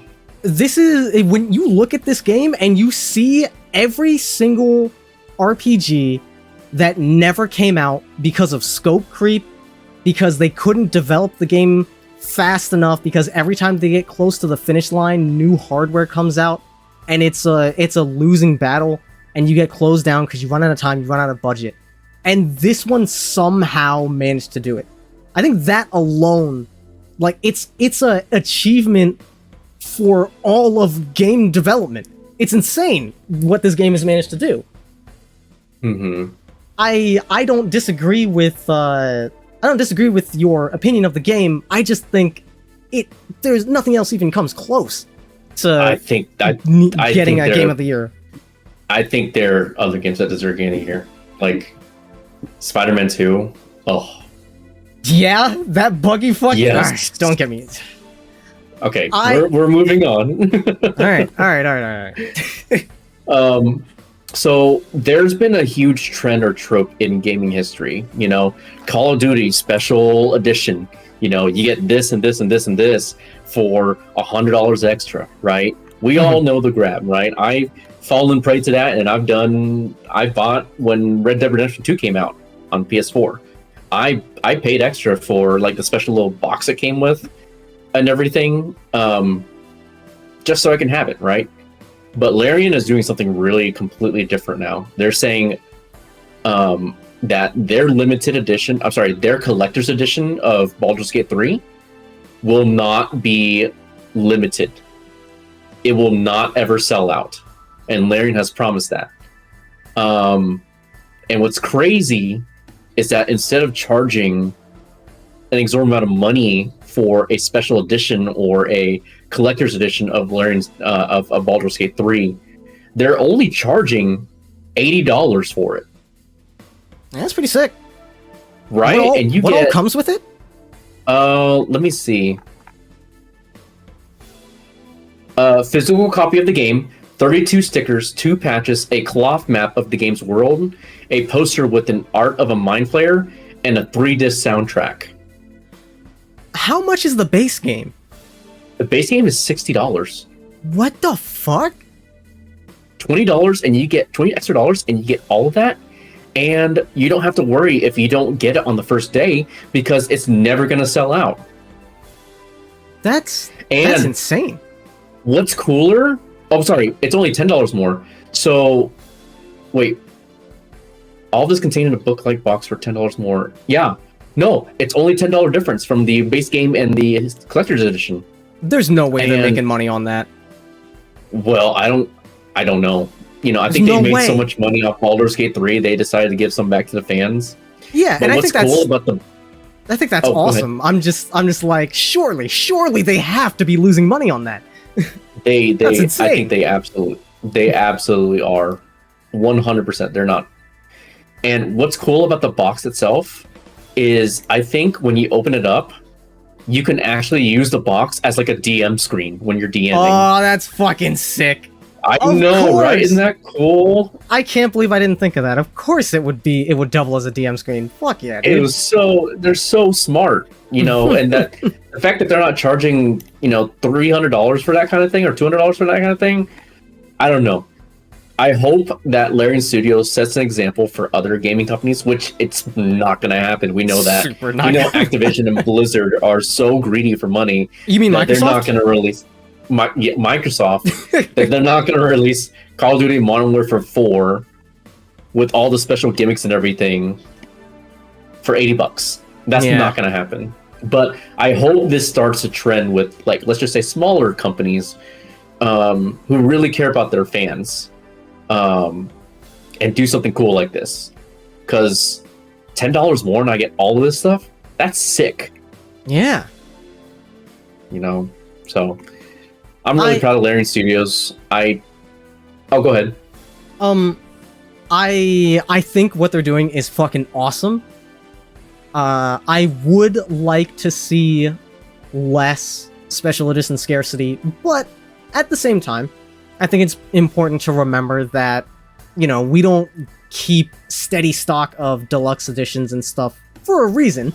Aside from just artificial scarcity, that stuff does take up inventory space. So it does. There is to a degree reason for these things to be scarce. I just like to, I like to play devil's advocate every now and then. Oh no, you're fine. And this is not the first time Larian Studios has done something like this before. In Divinity Original Sin 2, there's a huge modding community with it, right? So people would make their mods, they release on Steam, they release on Nexus. And the cool part about it is Larian Studios was like, hey, I really like your mod. I think it would really benefit our game and make it like a huge quality of life, right? So they paid these mod creators to work with them, and they actually integrated the mods as in-game features that you could turn on and off in their game. Oh, fuck yeah. That's so cool, Reward the mod creators, reward the gamers, and I just like what they do. And up until Baldur's Gate 3 was in early access, Larian Studios was still making updates to Divinity Original Sin 2 by releasing those gift bags with the mods. And they're just a great studio, in my opinion. Yeah, they seem pretty sick. Yep. But yeah, next on the news, we have the PlayStation Portal, which, if you guys don't know, is Sony's new handheld streaming service that lets you play PS5 games on a tablet-like screen. And just 2 days after it was released, it sold out. So on November 17th, no more. Can't get it. And it's fallen victim to people buying it in bulk and then inflating the sale price on like eBay. So I also have an article on the PlayStation Portal, so we can double up on this one. Yeah. My article goes into the tech specs. Here, I'll let you finish yours. Actually, we might as well. Oh, okay. Yeah. So normally this thing would cost like $200 if you want to buy its retail price, but people are charging upwards of like $300, $350 on eBay, and other websites that you can get scam stuff. Oh my God, son. Yeah. Okay. Anyways. Yeah, it's just a scalping thing. It's big company releases big tech, people go gaga over that, it gets sold out really quickly, and it gets scalped online, right? And I did read your article about it, about the specs and everything. Ridiculous how much you're charging for it. Yeah, seriously. Yeah, going back to the specs, I don't think this has any reason to exist. So, clearly, they were right to release this product because, like you said, it sold out, which means Sony made a big fucking pretty penny off of the release, so they got what they wanted out of it. But as the end consumer, this thing does not have Bluetooth. It doesn't even do cloud streaming. It's just connected through remote play. You can't use it without a PS5 or maybe PS4. It's just a thing. It's just a screen with a fucked up DualSense on either side that the PS5 has to stream to. It's not a Stream Deck. It's not even a Stadia. It's like, imagine if you had the Vita, or the PSP rather. Yeah. Except you didn't have the USD drive, you didn't have any storage, so you couldn't run any games on it by itself. You could only use the remote play feature, and it's just like $200 for this. It boggles the mind. It's just a worse Switch. It's not even a Switch. At least the Switch can run games on its own. I can't stress enough how it's remote play only. You can't play games on it by itself. It's bizarre. It's not worth the money. It's basically what you're saying. It's super not worth the money. You're not buying this for $200. You're buying this for $200 on top of whatever you paid for a PS5. The PS5. Because without a PS5, it's fucking e-waste. It's a paperweight. Yep. It's ridiculous, man. Oh, it doesn't even have Bluetooth. You know, Sony. Sony's always trying to cash in on something. You know. Oh man, yeah. It's wacky. I mean, are you surprised that Sony would do something like that? Not really. Honestly, I am. I don't think Sony's ever done something this bad before. Like, even the PlayStation phone, at least that, I'm pretty sure, functions as a phone and as a PSP separately. Like, if you didn't have a SIM card, I'm pretty sure it still worked, and if you didn't want to play games, you could just use it as a phone. Right. Like, this is nonsense. I don't know. I could be wrong. Maybe they have done something this bad before, but I certainly can't think of it. And you need a Wi-Fi connection to play. Yeah, that's what I'm saying. Like, it's remote play only. Outside. It's whack. Hi, oppa. 안녕하세요. Yeah, Foul's got it. It's not a Stream Deck. It's a Wii U tablet. Right. Like, it's crazy. It's crazy that people are eating that shit up.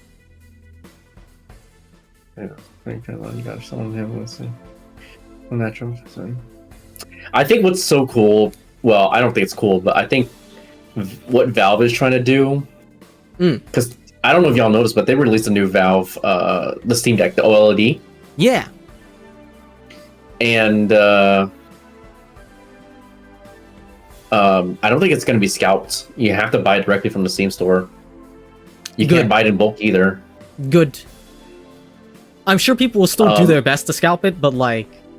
Well, you can't because in order to buy it, you need to have a Steam account that's in good standing. So basically, you would have to have made a purchase on the Steam store before a certain date to be able to pre-order the OLED. So people creating accounts to basically buy in bulk and scalp it, they're not going to be able to because their account's not in good standing. Isn't that smart? Yeah,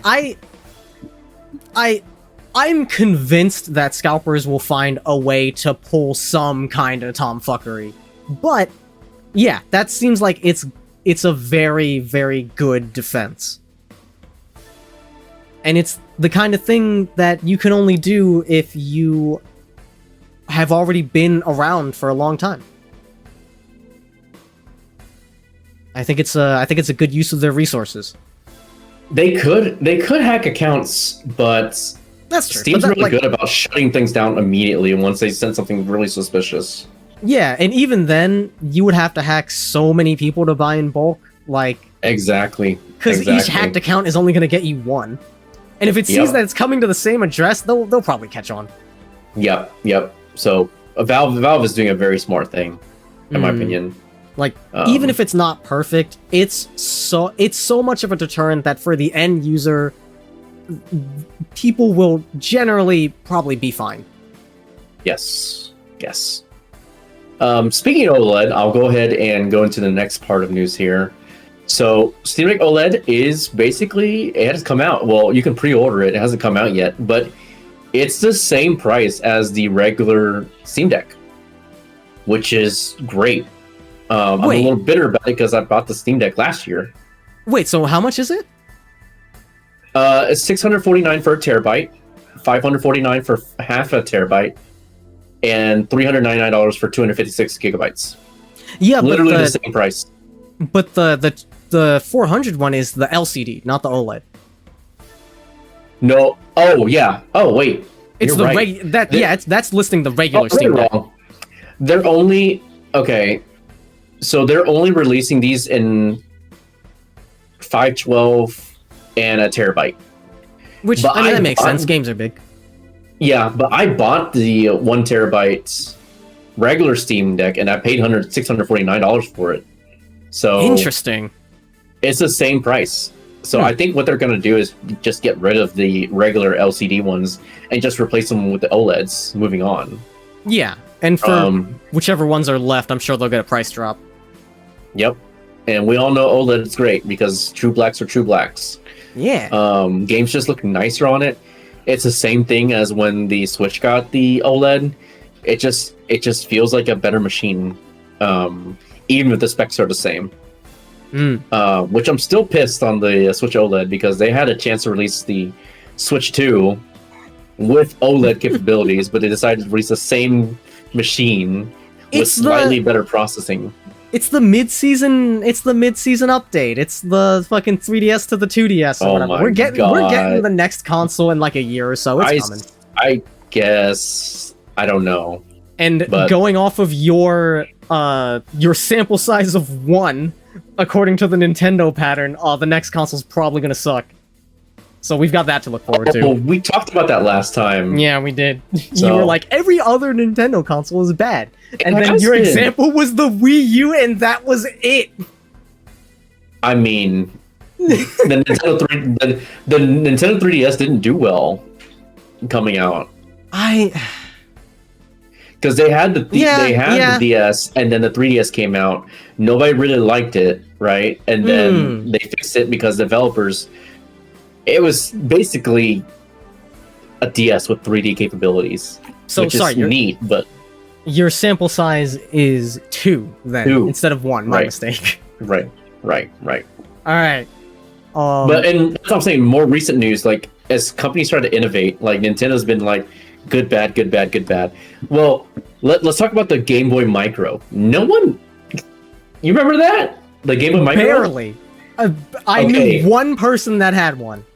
No one bought it. So it was Game Boy Advance, Game Boy Advance SP, Game Boy Micro, okay? And then they went to the DS, right? Are you implying the Game Boy Advance was bad? No. I'm saying starting from the Game Boy Micro, that's when they started doing this pattern. Okay. So Game Boy Micro, DS, DSi. 3DS. Oh, no. Yeah, DSi. Yeah. DSi, yep. No, DS Lite, my mistake. DS Lite, DSi, 3DS, 2DS, new 3DS, new 2DS, I'm pretty sure. Then the Switch, but also the Wii and the Wii U and the GameCube have to be in there somewhere. But don't you... Okay, so I wouldn't count the DSi as a separate one because it still used the DS hardware, right? I'm talking about like brand new tech with a new UI. But you count the Micro separate from the SP. I guess so. I would say that, like, Micro compared to the SP and regular advance is the same as DSi compared to DS. That's true. That's true. I just don't think it's on and off. I don't think this pattern is nearly as consistent as you're trying to make it out to be. This list is way too muddled. I think the next iteration of the Switch will be bad, in my opinion. We'll see. I'm excited to find out. Well, given what we know already, it's.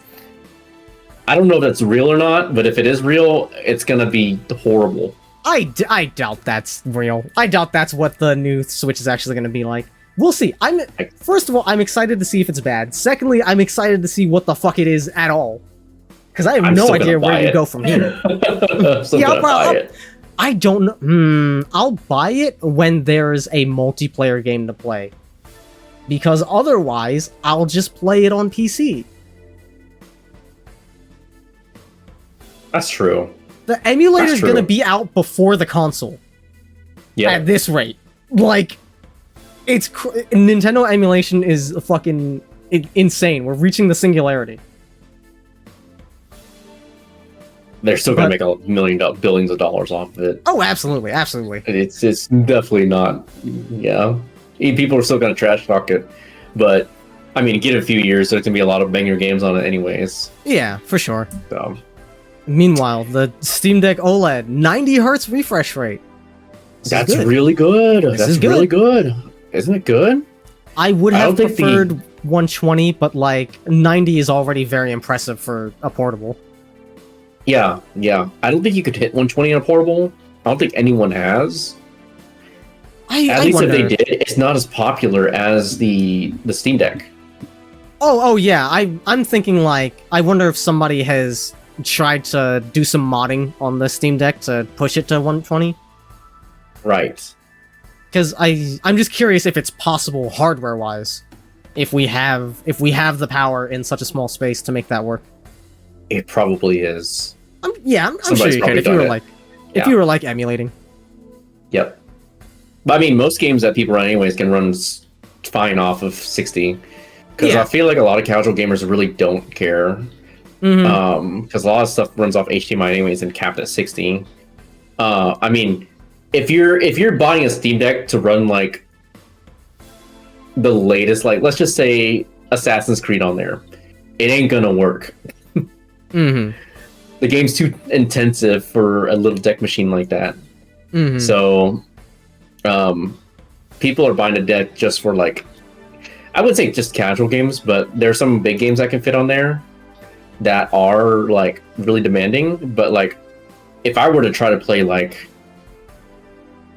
Resident Evil 4 on there, it probably wouldn't run. So, but yeah, I think I think Valve is moving in the right direction with the OLED screen there. I'm excited to see what they have coming out next. Because I feel like they've really listened to their fans or their what do you call it? Their customers. And making the necessary changes to make it a better console. Would you even call it a console? I mean, if we can call the Switch a console, I'd say this counts.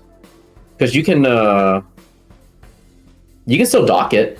Yeah, I'd call it a console. Yeah.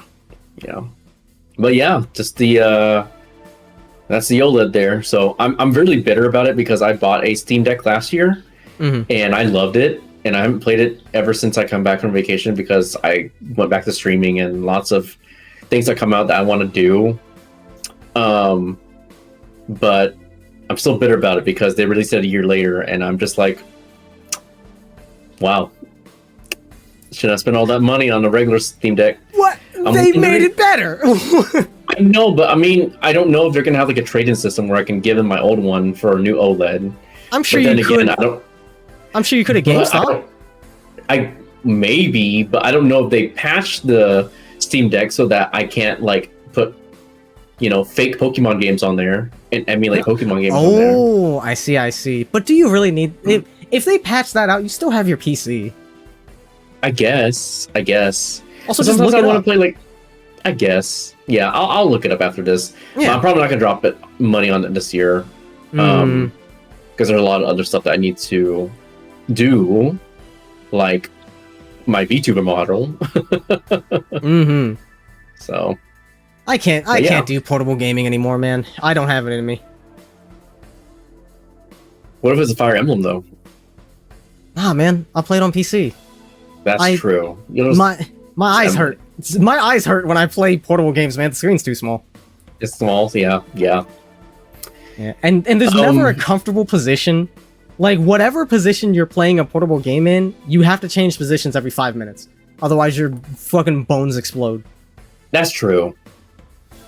I had to shift and turn a lot when I yeah. When I had my DS out. And the thing became so heavy because it had 2 screens on there too. Mm-hmm. It's Bonkers. like the last time I tried portable gaming was when I tried to get really into gaming on my phone, both with dedicated mobile games and emulators.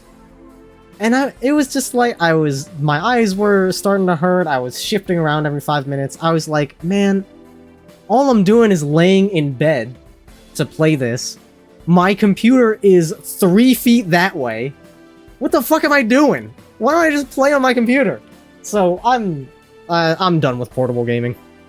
I think people like LT like portable gaming more because she has, people have back problems, man. sitting on the chair not too long. Now that's not me. I can sit on my desk all night long, but some people just have an issue with it. So I can see the appeal. So does LT not have the shifting position frequently issue with portable gaming? Usually when she plays, actually, I don't think I've seen her play on her Switch recently. She usually docks her Switch and lays back on the couch and just plays okay, I mean, that's one thing, but that's, you can have a regular console and do that if you're just playing on the couch. That's true. Yeah. We'll see. I know and to be fair, I'm sure if I traveled more, there would be a stronger argument for portable gaming, because that's another thing. It's a lifestyle thing. It's so hard to travel now as adults, man. We go to work, we go home, we stream. I mean, it's the same thing every day. Not that that's bad. I have no time to travel, right? But that's why mobile gaming is the hottest shit ever in Japan, because everybody rides the train every day. Yeah. You want to waste more money on gacha games, right? Yeah, it's a lifestyle thing. Yeah. But on to other news. So Atlus, I'm sure we all know who Atlus is as far as gaming companies, right? They made and developed the Persona series, among other things like Catherine. They have recently went through a huge layoff. So we're talking about industry-wide layoffs here. And what's crazy about it, I think, to retain the people who didn't get laid off, they raised everyone's salaries that didn't get laid off by 15%. Fucking sick. Which is the complete opposite of what's happening over here in the US's market right now. Yeah. Right? We're seeing huge layoffs from all sorts of huge companies, not just gaming, just regular big corpos over here. And either A, they're not accounting for paying these people more or keeping their salaries the same, and it's causing a lot of disgruntled employees because of inflation. So I think the layoff sucks, but I think what Atlus did in the end by raising everyone's salary just to make up the deficit of losing so many people is a good way of keeping people loyal to the company and also keeping them happy. Yeah, it feels like the bare minimum. I mean, I could use a 15% raise over here. As I'm paying $5 for a loaf of bread where 2 weeks ago I paid $2 for. So, they also made Etrian Odyssey as well. Yeah. So, fucking love that shit. I'm streaming that right now. Are you? No, you're not. No. I mean, I'm gonna be playing it Saturday. Yeah, I just mean that I have Etrian Odyssey Nexus specifically as an ongoing game. Right.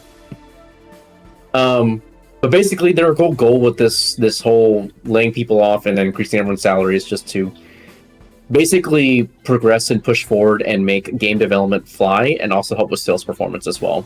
So, talk about really taking its profits and also reinvesting in what they already have to grow. Yeah. I just think that's a very, I would call it a brave decision by them. I think it's a good decision. I don't think any other. It's a good decision, 100%. I don't think any other gaming company or any other company in general has done something like this before. You know, we fired half our workforce, but we decided to pay everyone, 15-20% more. That's jumping from what their thing is. They're jumping from $35,000 to $55,000 if you didn't get laid off at Atlus. That's a huge raise. Yeah, no kidding. Yeah. So, good luck to Atlus and everything. Speaking of inflation, okay? Huh? Pokemon. Speaking of inflation, you said speaking of inflation, and I saw the word Pokemon in the headline, and I'm like, where the fuck are we going? But okay, I see. No, yeah. So speaking of inflation, the Pokemon Center in New York has released a new birthday card, and it's just your typical birthday card that says "Happy Birthday," has balloons with Pokeballs on it. The only thing that comes with is a Pikachu pin, right? And before, since you already know about this, Kay, you already can see the price. They're charging. I'll show you guys a picture of it here, right? They're charging $50 for this. Oh man! $50. There has been an update. Apparently, it has been reduced to $20. Are they really? For a birthday card with a fucking pin. I'm pretty sure it cost them 3 cents to make the card itself, and $1 at most for that fucking pin. It updated 2 days ago. Yeah, I see it here. Dude, can you imagine how many Pokemon plushies you could buy with this? Like at least 2, right? At least. But I still wouldn't spend $20 on this, man. You could buy a 100th of a PlayStation Portal for $20. Right? I don't know why that's where my brain went. Don't do that. Don't do that. Don't do that. Don't do that either. Those are equally bad deals, but still. Mm-hmm. Because I can buy this for $5 and use the rest of the $15 to buy them like a gift card that they can actually use on something, right? Unless they really, really love Pikachu, I can just go to Etsy and buy them like a Pikachu pin or a Pikachu plushie for half the cost this was, right? I don't know. I don't really think that. They thought that $50 was a good pricing point to start with, and I guess due to the outrage, everyone just said, "Let's just reduce it to 20." Hang on. Let's see.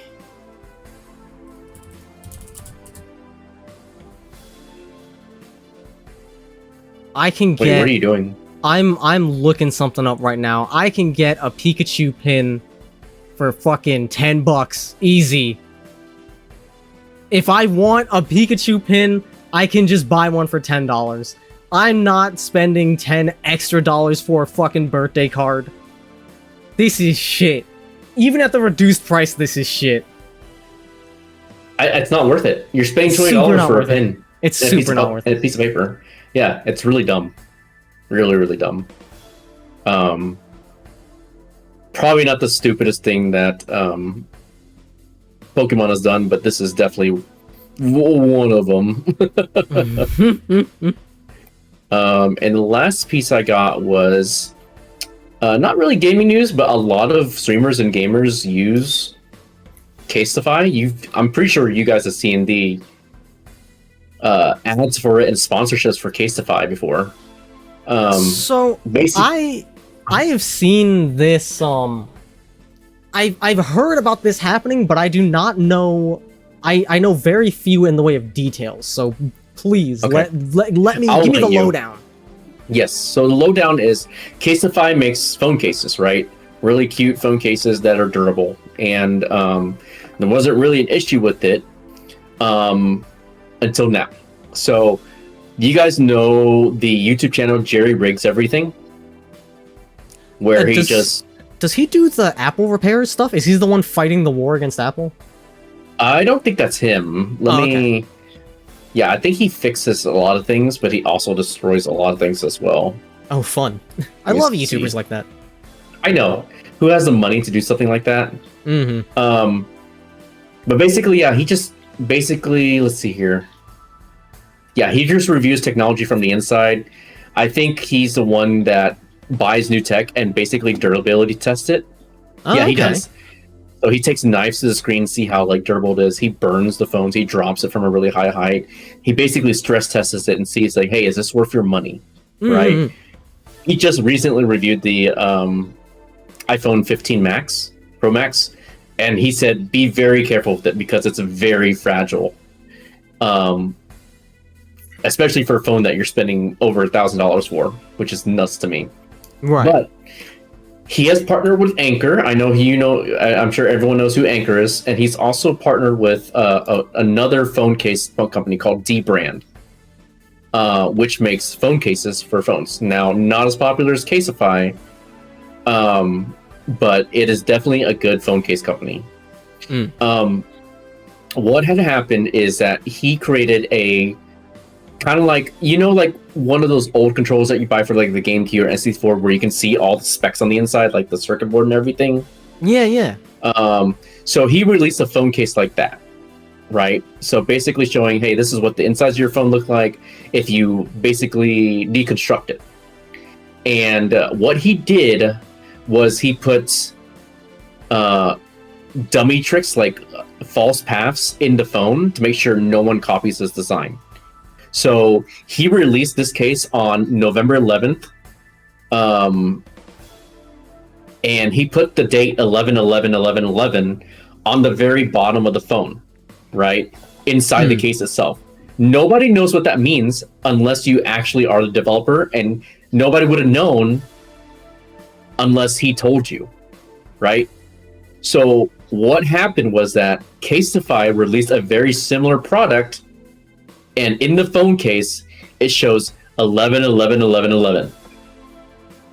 So they stole his design and remarketed it on their website, which is crazy. So he's taking them to court. It's a huge lawsuit right now. I don't know how much you're gonna lose, but it definitely is not looking good for Casetify. There was such a backlash. No, there was such a huge backlash and a huge disgruntled frustration with Casetify that they said on their website crashed. And when they came back, they said, hey, we're working through a lawsuit right now and trying to deal with the allegations. So we've taken the products off that were mentioned in the lawsuit off the store for now. And the crazy part about that was they didn't even remove it. What? You can still buy it?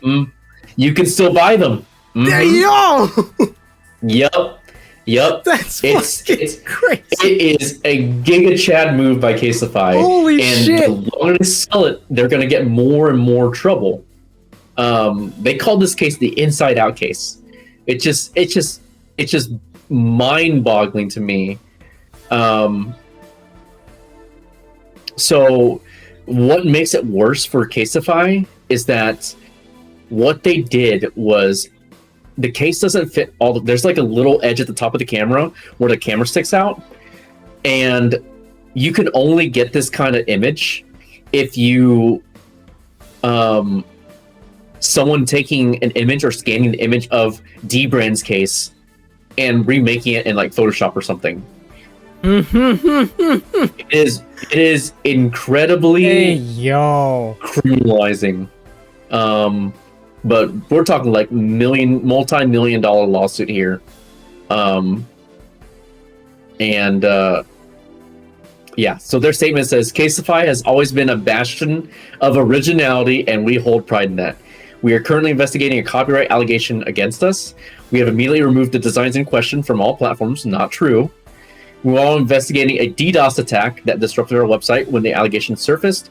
All systems are back to normal now. All customer information is safe. Thank you for your patience and support during this challenging time.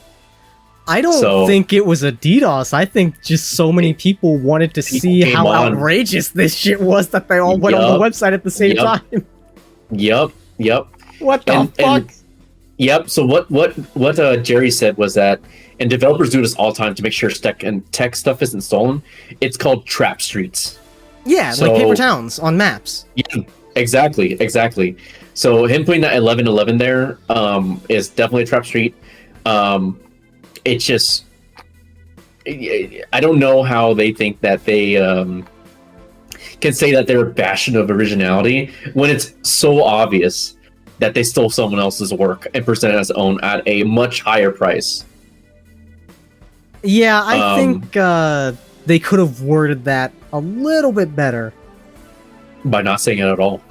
Well, I would say, like, if I were to write that, I would be like, Casetify has always strived to be a bastion of originality. Yeah. It's, I don't know, it's dumb. But Jerry has been posting regular updates to it. I've watched the whole video, and man is livid, and he has every right to be. Right? Yeah. Something that you poured your pride in and created for people just to have like a nice, cheap, durable phone case that looks really good gets stolen and charged for like $30 more, and people are buying it, right? And of course, the Kotaku has tried to reach out to Casetify about this, and of course, there's no response, which is crazy. So, yeah, I can't wait to see where this goes out. I feel like this is going to be the downfall of Casetify, in my opinion. It is blatantly obvious that they basically stole someone else's work. I think they're big enough that they'll find a way to stay afloat after this. Yeah.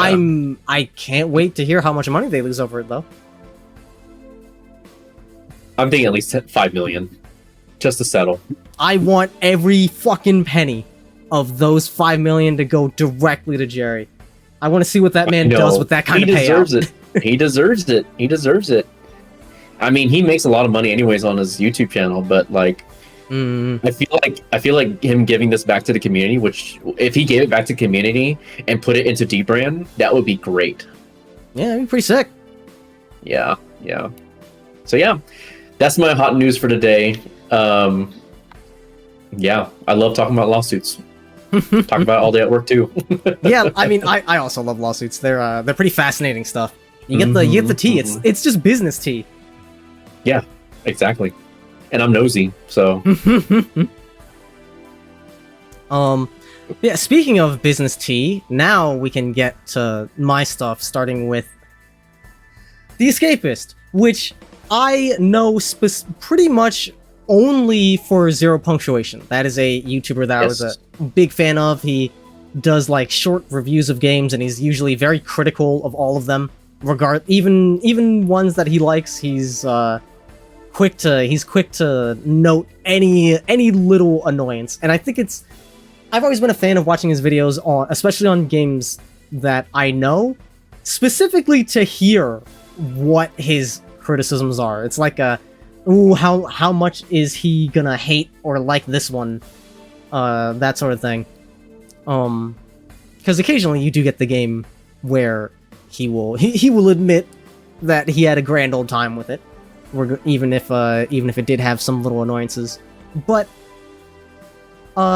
he works for The Escapist, or rather, he did, because The Escapist recently fired some of its staff, I believe, in a very uncool way. Let's see, one of the inciting person is Nick Calandra. I see him, yeah. Yeah, he was their EIC. I'm not sure what that means. Have you heard that before, Duke? Executive in something. Is it executive in chief? No way, right? Isn't that the maybe. president? Isn't that the president? Hang on a minute. It means EIC. earned income tax. That's definitely not it. Yeah. I don't know. EIC. He probably held a really high position in the company. Yeah. Hang on. What the fuck? I also am seeing employee in charge. That seems kind of vague. But either way, he was in a pretty high position, apparently fired fairly unjustly and very suddenly. I don't think they were fired. So no, they resigned. So after Nick got fired, a lot of people resigned. Oh, no. I was saying Nick specifically got fired. Oh yeah, Nick got fired, yes. And along with some other people, but everybody who worked under Nick who was still there, they left in solidarity, which included their entire video department. Yep. Which is that's amazing to see. I love seeing shit like this because it's just like, what do you do? What does the Escapist turn into video department wise when the whole thing just up and leaves? Like, how do they handle that? That is gonna be crazy because I think Escapist owns the brand name Zero Punctuation. So Yahtzee won't be able to take that with him. Yes, him and Nick and everybody else who left with them, they just started a new company, and they're spreading the word around, and they have their fan base still, so hopefully they won't have too hard of a time getting off the ground. Because they're definitely going to take all their fans with them. Oh, they already opened a new company. Yeah, Second Wind. Second Wind, which is a great name. Yeah, that's pretty sick. Editor-in-chief. Oh, editor-in-chief. Okay.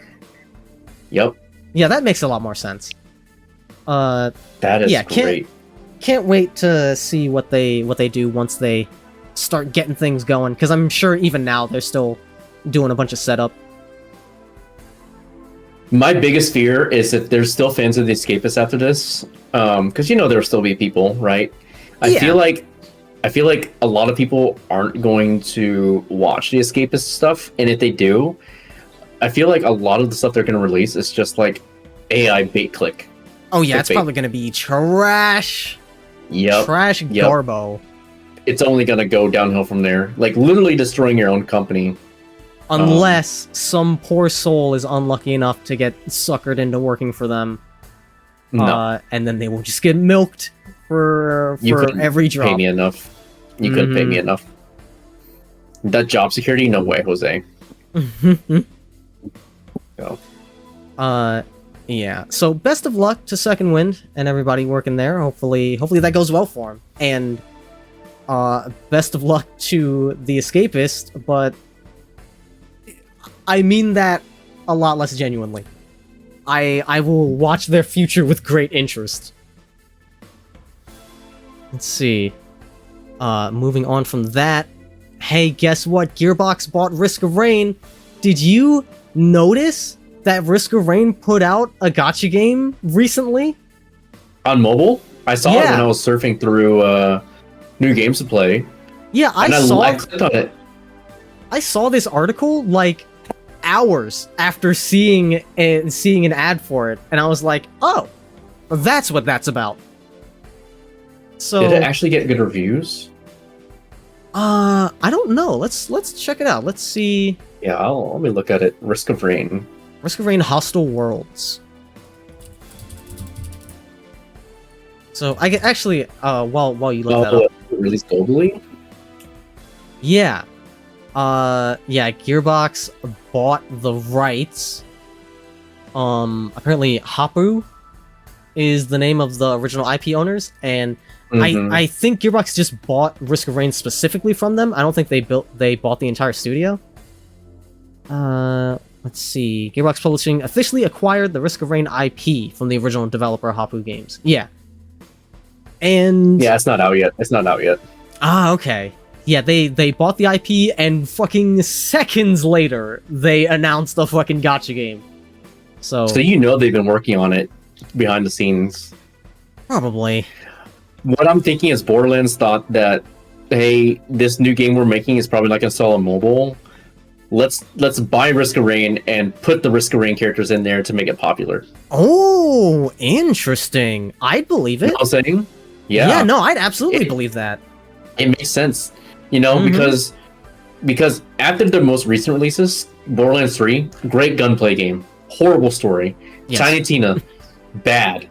You know, not bad, Hey! but like, not bad. Okay, the Tiny Tina DLC in Borderlands 2 was amazing, right? But Tiny Tina, the standalone game, it did not live up to. It did not live up to the Borderlands hype. I don't know why I go to bat for Wonderlands. It's like, you would think I would hate it more than Borderlands specifically because it's Borderlands without the guns, and yet, for some reason, I feel the need to defend this game. I had fun with it. God damn it! It's a fun game, but was it as good as Borderlands 2? No. No. Was it as good as a prequel? No. Damn, you're not even gonna mention 3? What the fuck? No, 3 was horrible. 3 was great when you turn the dialogue off. Well, that's what I'm saying, though. I had to turn the dialogue off. Yeah. The whole reason Borderlands 2 was great was the gameplay was great, but also the dialogue was great. You know, I turned the dialogue off in 2 as well. Are you serious? I don't give a fuck about Borderlands 3. Are you kidding me? Handsome Jack is the best villain that has ever been released in video game history, in my opinion. I will admit, you're not the only one to say that, and it does make me curious, but not curious enough to play through the game with dialogue on. Oh my god. He just... Well, if you're not going to play through a game with the dialogue, I mean, he literally steals... Spoilers! Spoilers, everyone spoilers. Spoilers for Borderlands 2. He captures Bloodwing, Mordecai's bird, you know, turns into a giant monster, you know, to stop the Vault Hunters from getting Hyperion and killing him, and stopping him from, you know, resurrecting the warrior.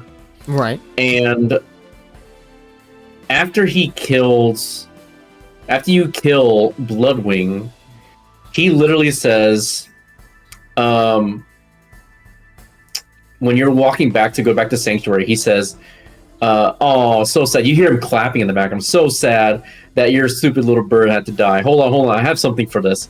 And he yells out to somebody, he's like, get my violin. And he said, oh, what? You can't find it. Okay, I'll call you guys back real quick. And then when you're already back in Sanctuary or somewhere else, he finds a violin, he calls you again, and he plays like a really, really crappy sounding song on a broken violin. And he's like, you know what? You know, screw you. It would have been a lot funnier if I had it like 5 minutes ago. So just dialogue like that is just... It just makes you think like, dude, this guy's an a-hole. You know? He's a really good, well-written villain. I can't think of any other villain that tops him, in my opinion. See, Borderlands 3 story, they introduced the Calypso Twins. Oh my god, cringe. So cringe. Yeah. Like, subscribe, and obey? Who says that?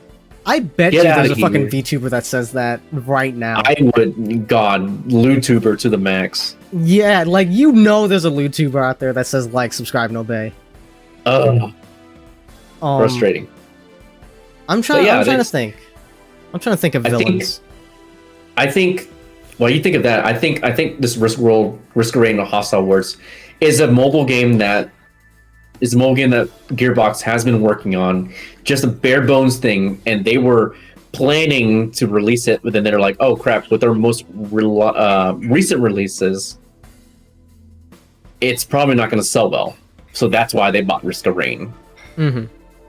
To put the Risk of Rain characters in there and make it a hit, because everyone loves Risk of Rain. Hi, Bluey. Welcome in. Howdy, howdy. Yeah, you should totally redeem the Nya. Oh boy. I think it's unfortunate that because of this, you can't get good Risk of Rain games anymore. Like, it doesn't take away from 1 and 2, but now we can't get 3.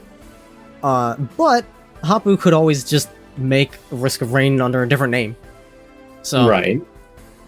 In the end, it is a minor inconvenience. I wish Hapu the best. I wish Gearbox a very die. Business as usual. Didn't they remake Risk of Rain? What? Remastered recently? Did they? Let me check. Yeah. Risk of Rain. Risk of Rain Returns. Oh. I'm not able to watch your streams. What do you mean you're not able to watch my streams? Yeah, November 8th, they released it. And it's published by Gearbox. That's interesting. Yep. Mm-hmm. So, they basically remade, they brought back Risk of Rain 1, but added content from Risk of Rain 2. So, can they make more Risk of Rain and it'll just be published by Gearbox? Because the article said that Gearbox bought the IP, not the studio. So I guess they bought it and they just have an agreement that they can still make it and it'll just be published under Gearbox. They want. It'll just be published under Gearbox. Yeah, I guess Gearbox will just take a cut. Yep. Gearbox remains fully committed to the future of Risk of Rain franchise on PC and consoles. Development on Risk of Rain Hostile Worlds will not affect Risk of Rain 2 resources. So I'm assuming that's going to play out on any future Risk of Rain games. Interesting. Well, that'd be nice. Yeah, I mean, it sounds like it'll work out for the most part. The mobile game will probably be kind of trash and fall by the wayside, and then Hapu will just continue to do their thing. Good. It might be good if they follow Risk of Rain 1's formula, but just add a gacha system to it. I think it might work. I think it depends who's making it. If Hapu is making it, it could be good, or maybe they don't enjoy making it and it's an obligation, which is unfortunate. Or Gearbox is making it and slaps the Risk of Rain name onto it and it's a Gearbox mobile game. It could go well. It could not. We'll see. We'll have to wait until it comes out. In other news, the Coyote versus Acme movie. This is slightly old news by now. This happened like right after last Only Hours. I'm assuming you heard about this? Yeah, people have been making full films and canceling it to get a tax break. Yep, that's a thing you can do. And thankfully, U.S. Congressman Joaquin Castro is trying to put a stop to that nonsense. I hope that gets some traction and we can get some fucking legislature on not doing this anymore. Because, like, surely everybody here can think of a movie that was gonna come out and then got scrapped at the finish line. And in retrospect, it was almost definitely for a tax break. So, no more of that. If you were gonna put the effort into making a movie, put that shit out. Be perceived. Face judgment for the work that you did. Wow. $30 million tax break. That's crazy. Dude. Yeah. It's whack. Anti-competitive practices. Scrapping and provided finished filming. I believe to get around this criticism, WB is now trying to get somebody to actually put the movie out. Like, to basically finish it and just get it across the finish line. So we'll actually be able to see Acme versus... They finished filming. Filming. I'm not sure what else needs to be done.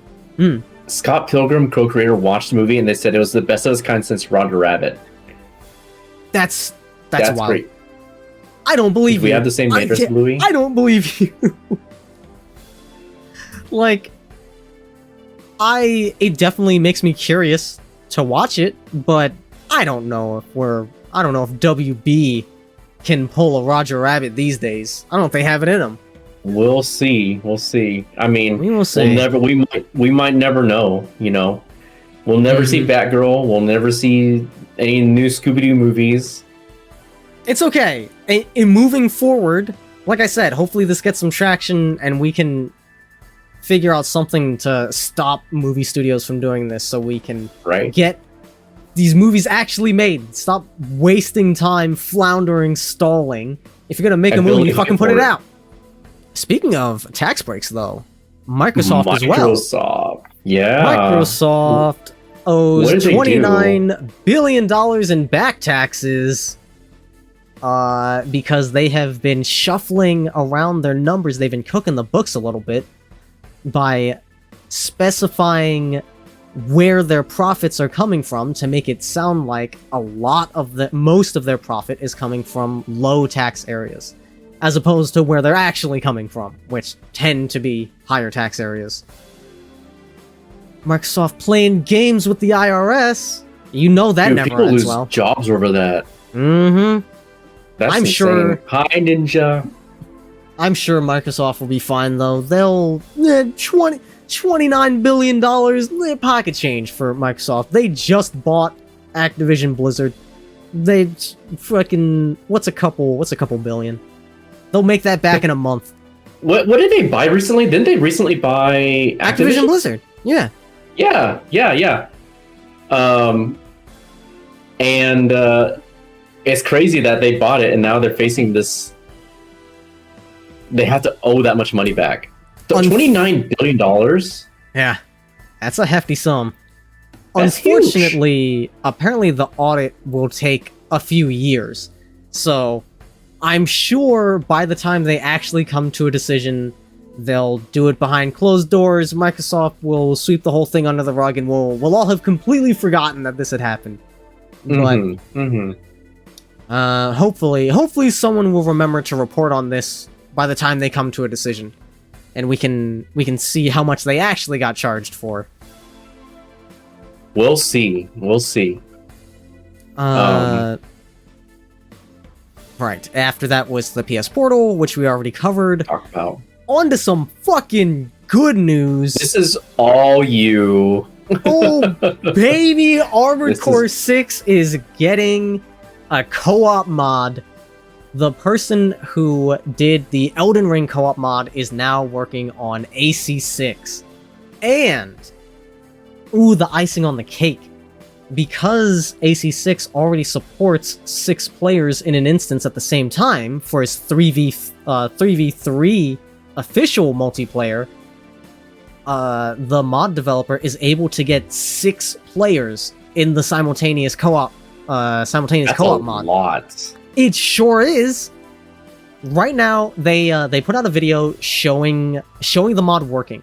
It's them and one other person. It's very bare bones. It's 2 people in a mission. They're just running the mission at the same time. They're saying they're planning for doing up to 6 players, and not only are they planning on adding enemy scaling based on how many people are in the mission, but also customizable enemy scaling. So you can set how much you want the game to compensate for every additional person. And it's persistent. Yeah, and it's persistent. You don't have to invite your friends over and over again. After each mission, they stick with you. You can do a full co-op run of the entire game if you want, in one sitting, if you're fast enough. I am so fucking excited for this. There are so many people I want to play AC6 with. Something that's very interesting as well, the mod maker has noted, and you can see it in the video that they put out, bosses are able to handle fighting multiple players at the same time. They didn't have to do any extra code to not have the game crash or freak out. It's just able to do it, which I think is very, very interesting. Can you imagine 6 tank Gatling guns with the kick feature? Bro. Just one-shotting bosses. Oh my god, 6... I can't wait for all the videos of 6 tanks rolling through the entire campaign, and that would be so funny. How the game even handles that. Yeah, I cannot wait. Especially now that I've beaten the game, it would be a fantastic challenge run to have me and Fao go through a co-op run with the enemy scaling cranked way up so it's like significantly harder than usual, even with 2 people. I think that'll be super fun. So I cannot wait. Oh, I know you're so really excited for that. I'm I know you're so excited about that. fucking excited. Speaking of games that are fucking awesome, Adventure Quest 3D. It's still getting updates. This is an article from November 20th this year, where Adventure Quest 3D got a whole new inventory system. They just fucking revamped it. It's crazy. Have you seen Adventure Quest 3D? Have you heard of this game? No, I have not. Do you remember Adventure Quest? I do, yes, but I haven't played it or looked at I haven't played it or like really looked at walkthroughs or anything.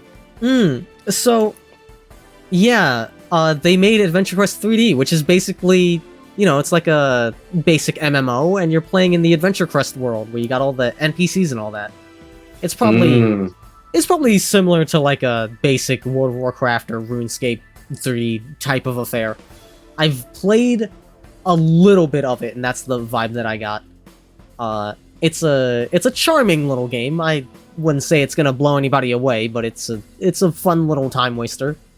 When did Adventure Quest 3D come out? Cause this is crazy to me. Adventure Quest 3D. I'm gonna leave it to you because typing with these nails are like impossible. I got you. Yeah, this came out in 2016. Wow. So yeah, 7-year game? Yeah, 7 years on, and it's still getting support. I think that's really cool. Because I think that's mostly a passion project, I want to say. All the Arctic stuff, I think it's definitely is a passion project, 100%.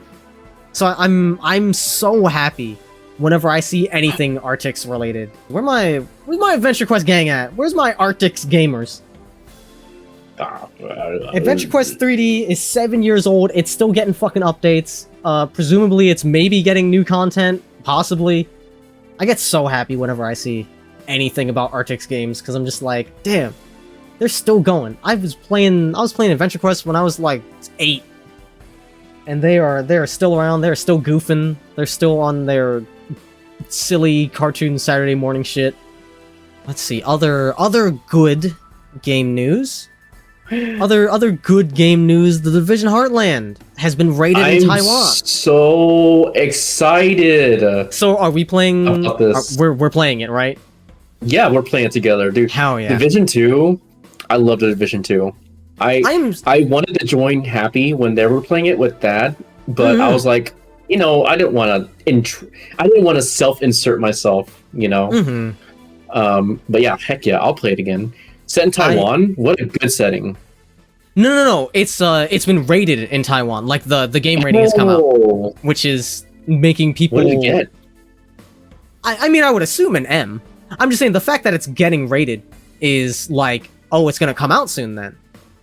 In Taiwan, Taiwan uses the PG system for some reason for games.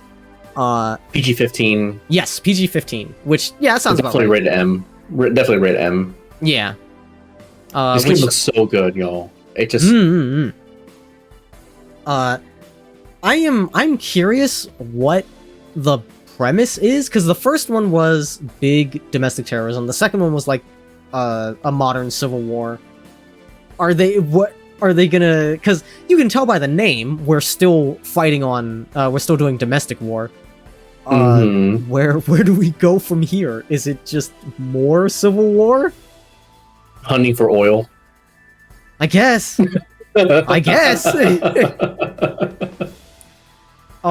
Yeah, either way, you're gonna be shooting people. You're gonna have many guns to choose from. There's gonna be a little bit of modern magic in there, because the sci-fi gadgets that you get are sometimes indiscernible from magic. I'm super looking forward to it. I'm so sad that I couldn't play the Division 2 after a while. Like, it just stopped working on my computer for some reason. So hopefully I don't have that problem with Heartland. Because I will absolutely be giving it another shot. I mean, what's your graphics card and what's your processor? I don't know, man. I had high power stuff. No, what I mean is I don't know what the problem was, because it's not like I had outdated hardware. The game would just like refused to launch. And it wasn't always like that. I used to be able to run the game just fine, and then like a year or so out, it just stopped working on my computer. I'm like, well, fuck shit. I guess I can't play the Division anymore. The same with Destiny. Well, you're gonna have to upgrade to. Oh, that's not good. Yeah, Destiny was like recently. I think no, it doesn't do it anymore because I remembered I've done some Destiny streams, but for a while, Destiny 2 would do this thing where it would crash after like 14 minutes. It was very consistent and it was weird. But I don't have that problem anymore, so maybe the Division will also play nice now. Who knows? We'll see. I'm rocking a 4090, dude, or 4080 rather. I'm rocking a fucking 4080. Hardware is not the issue, I promise. I'm really excited to talk about the next one. Ooh, really? Okay. Yeah. Mm-hmm. Assassin's Creed players running into full-screen pop-up ads in their game. Ubisoft claiming it was a technical error before patching it. You a big fan of your full-screen ads, Duke? So I saw this on Tia's stream. One of my friends I follow. Wait, it happened to them on stream? Yes. Hey, yo! Yep. I saw it happen live. Not patched enough, apparently. What the fuck? Nope. And I mean, she didn't say anything about it. She just exited and then just didn't really make too note about it. But I just think it's absolutely crazy that the vibe I got from that and watching the video on the actual article itself, I was like, wow. This reminded me of the one time I played, what's that one Lord of the Rings game, Shadows of Mordor? I climbed up to find like a hidden secret like treasure chest, right? And I don't know if they patched this out or not. But I climbed up a really long ladder, went through out of my way to find this treasure chest, and I got to the top, and there was a treasure chest there. And it made me, when I tried to open it, it opened up a screen saying you need a key for this that you can only buy in the store. It opened up an in-game store to make me open a treasure chest that I spent like 15 minutes looking for. Bro, same vibes with this one here. For me, dog. It's literally ads for their stupid game, and I wouldn't put it past Ubisoft because, I mean, they've been making a lot of questionable stuff recently. I mean, Valhalla was not that great of a game, honestly, in my opinion. Oh, Fal's gonna fight you on that one. That's a hot take. Okay, no. It's a good game. It's a good game, but it's a good Assassin's Creed game. No. Okay, I see what you mean. You don't like the direction that the series has moved in. No, you're not an assassin. That makes sense. Ever since they did Origins and they made an RPG, like the whole point of an assassin is to assassinate somebody and kill in one hit, right? What's the point of sneaking around and getting someone off guard to stab them in the back for them to turn around and clobber you? I don't get it. Yeah, You're it's not an assassin. Yeah, it's what we were just talking about earlier with Scott Pilgrim.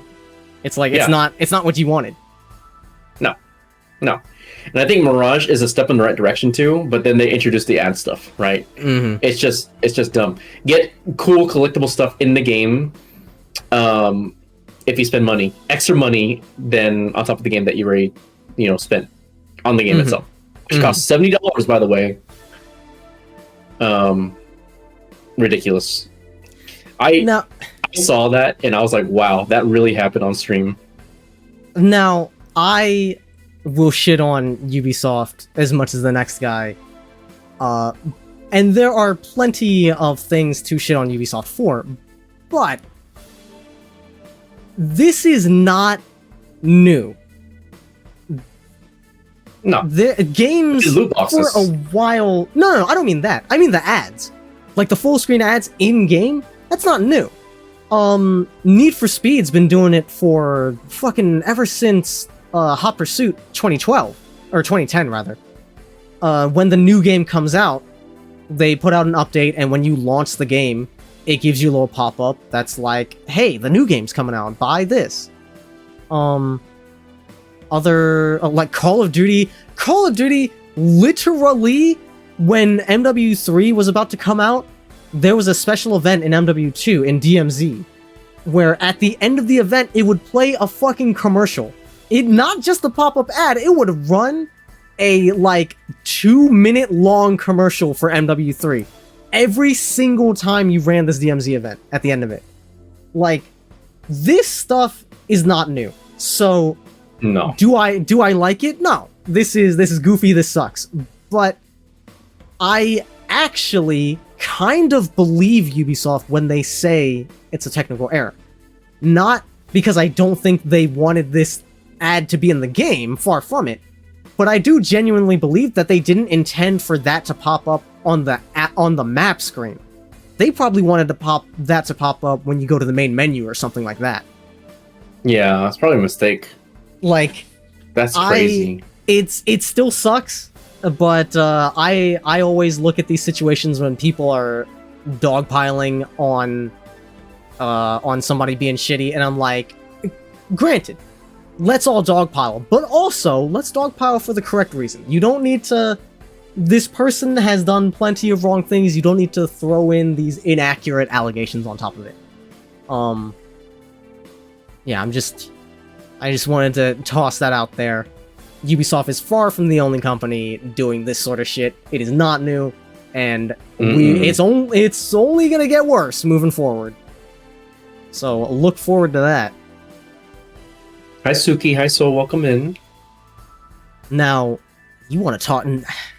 Like, let me. We're talking about AI now. I got a treat. I got a fucking treat for anybody who doesn't know about this. You heard of fucking Silent Hill Ascension? Have you heard of this game, Duke? Have you heard anything about this? Yeah, I heard of it. No, Okay. I heard about it. I heard it was garbage. Do you know what exactly it is? It's a pick your own adventure kind of game, right? Yeah, it's like it's like the Tales games. Which ones? The Tales games, like Tales of the Walking Dead, Tales of Borderlands. Like pick your. That's like opinion. Okay. I think it's closer to the Dark Pictures anthology. Oh, okay. I think it's closer to that. Yeah. Okay. You pick something, an outcome happens, and you live with your decisions, kind of thing. Yeah, and this is the way. It's like a multiplayer game, but the way it works is that you get all the players in, they start playing through the game. I think it's like, it's hard to explain because apparently it's going on for I think 12 weeks. So it's almost more like a stream than a game because you like tune into it to vote for things to happen, and you can get extra votes by buying tokens. No way. Pay to influence the story. How much is the game? Let me look that up because yeah, I'm a little confused as to how exactly it's quote unquote played. It's probably $40. Silent Hill Ascension price. It's not on Steam.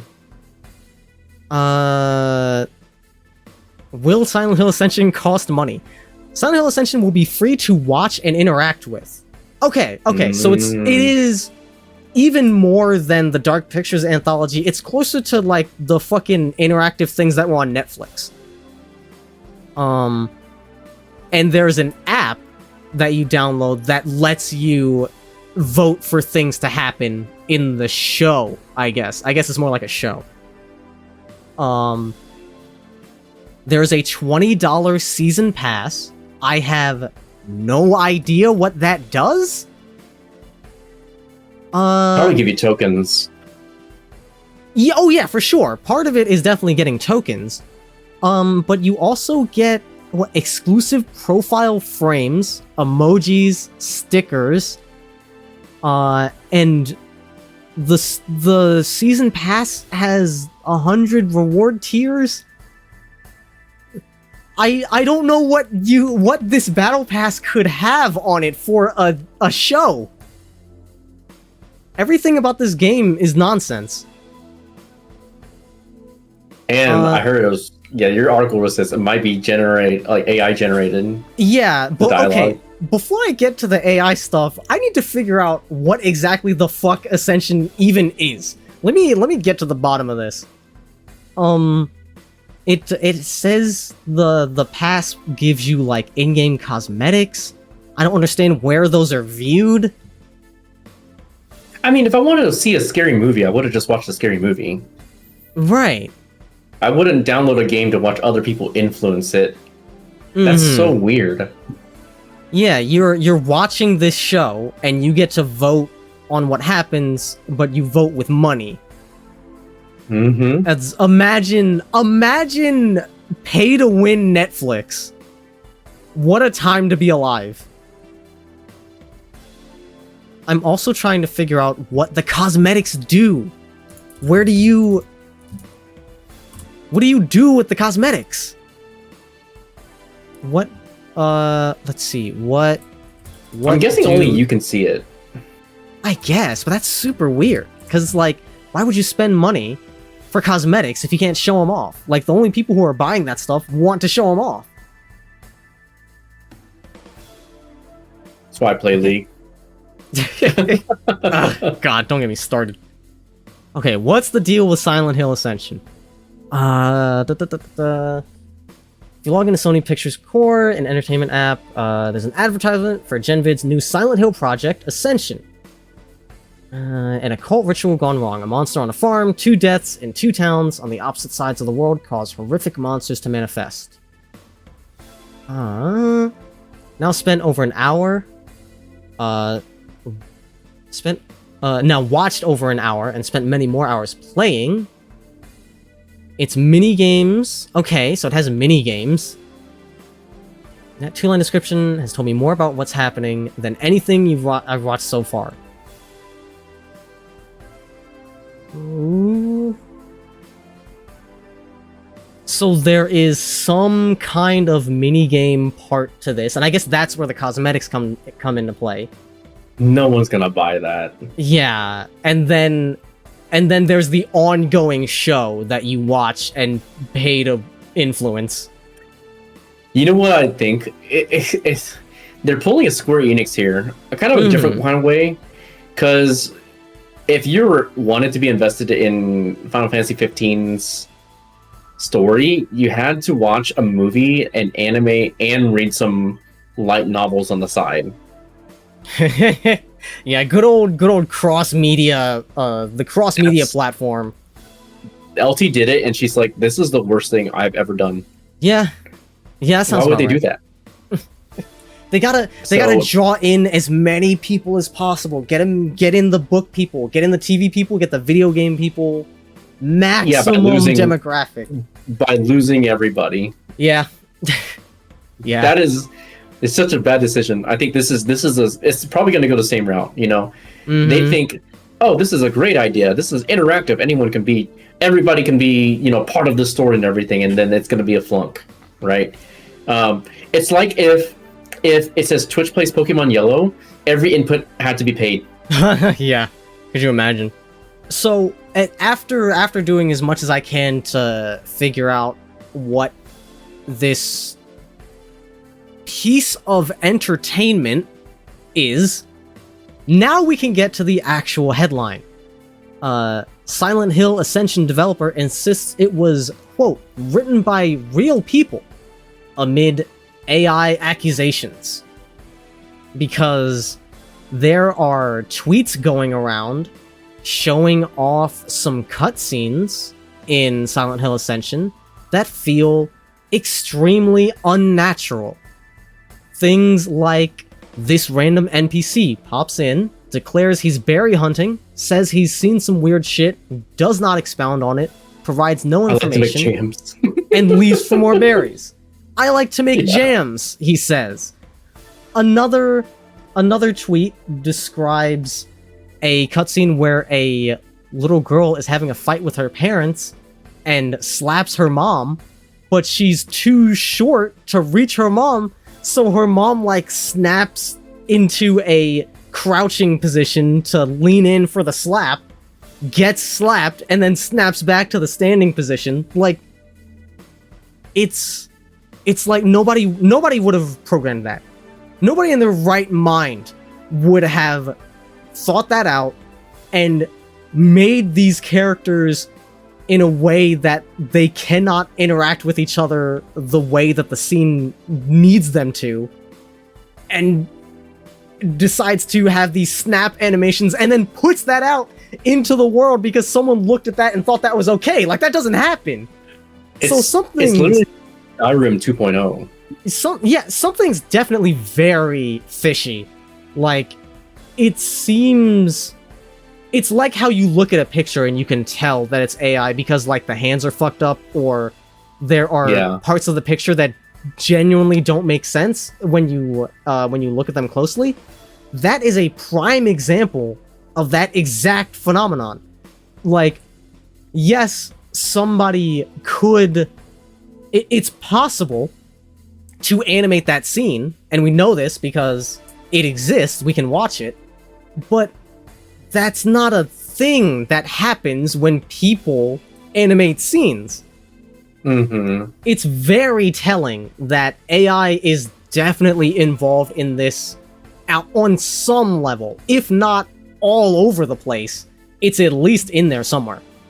And I mean, he calls it a simulation, right? Yeah, he calls it a simulation. A bunch of people that work on the game, on their LinkedIn, they're touting AI all over the place. Like, come on, dude, you're not fooling anybody.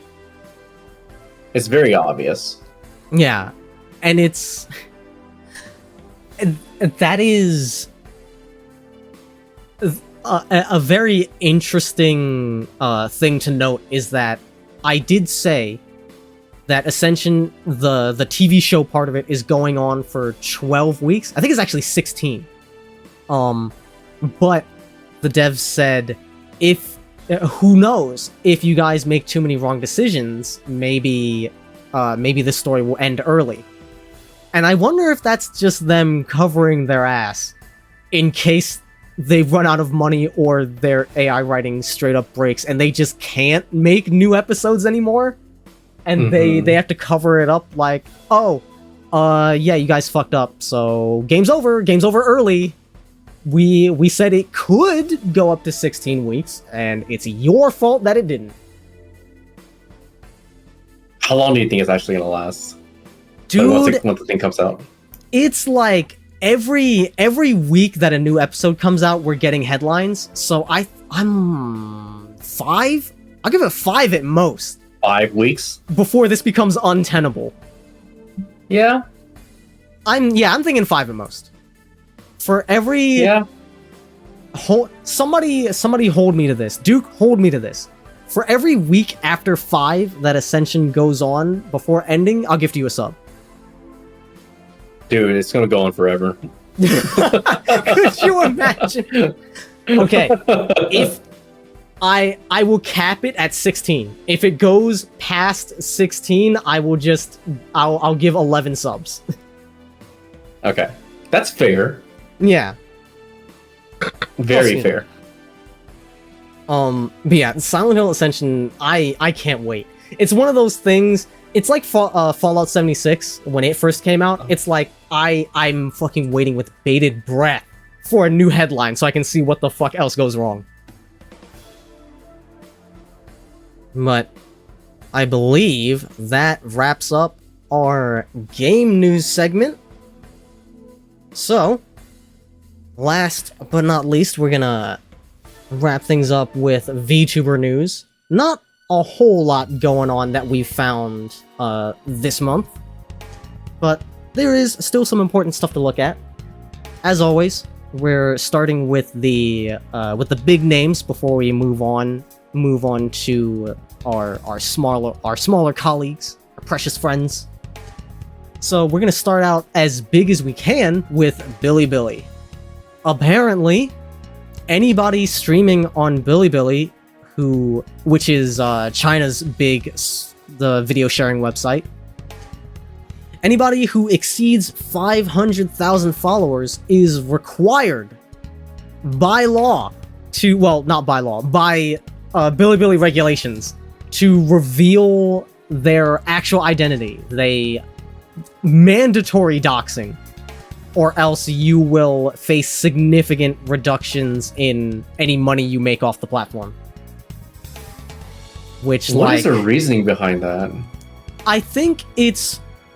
I'm pretty sure their logic is for, like, accountability. If your real name is out there, you gotta be a good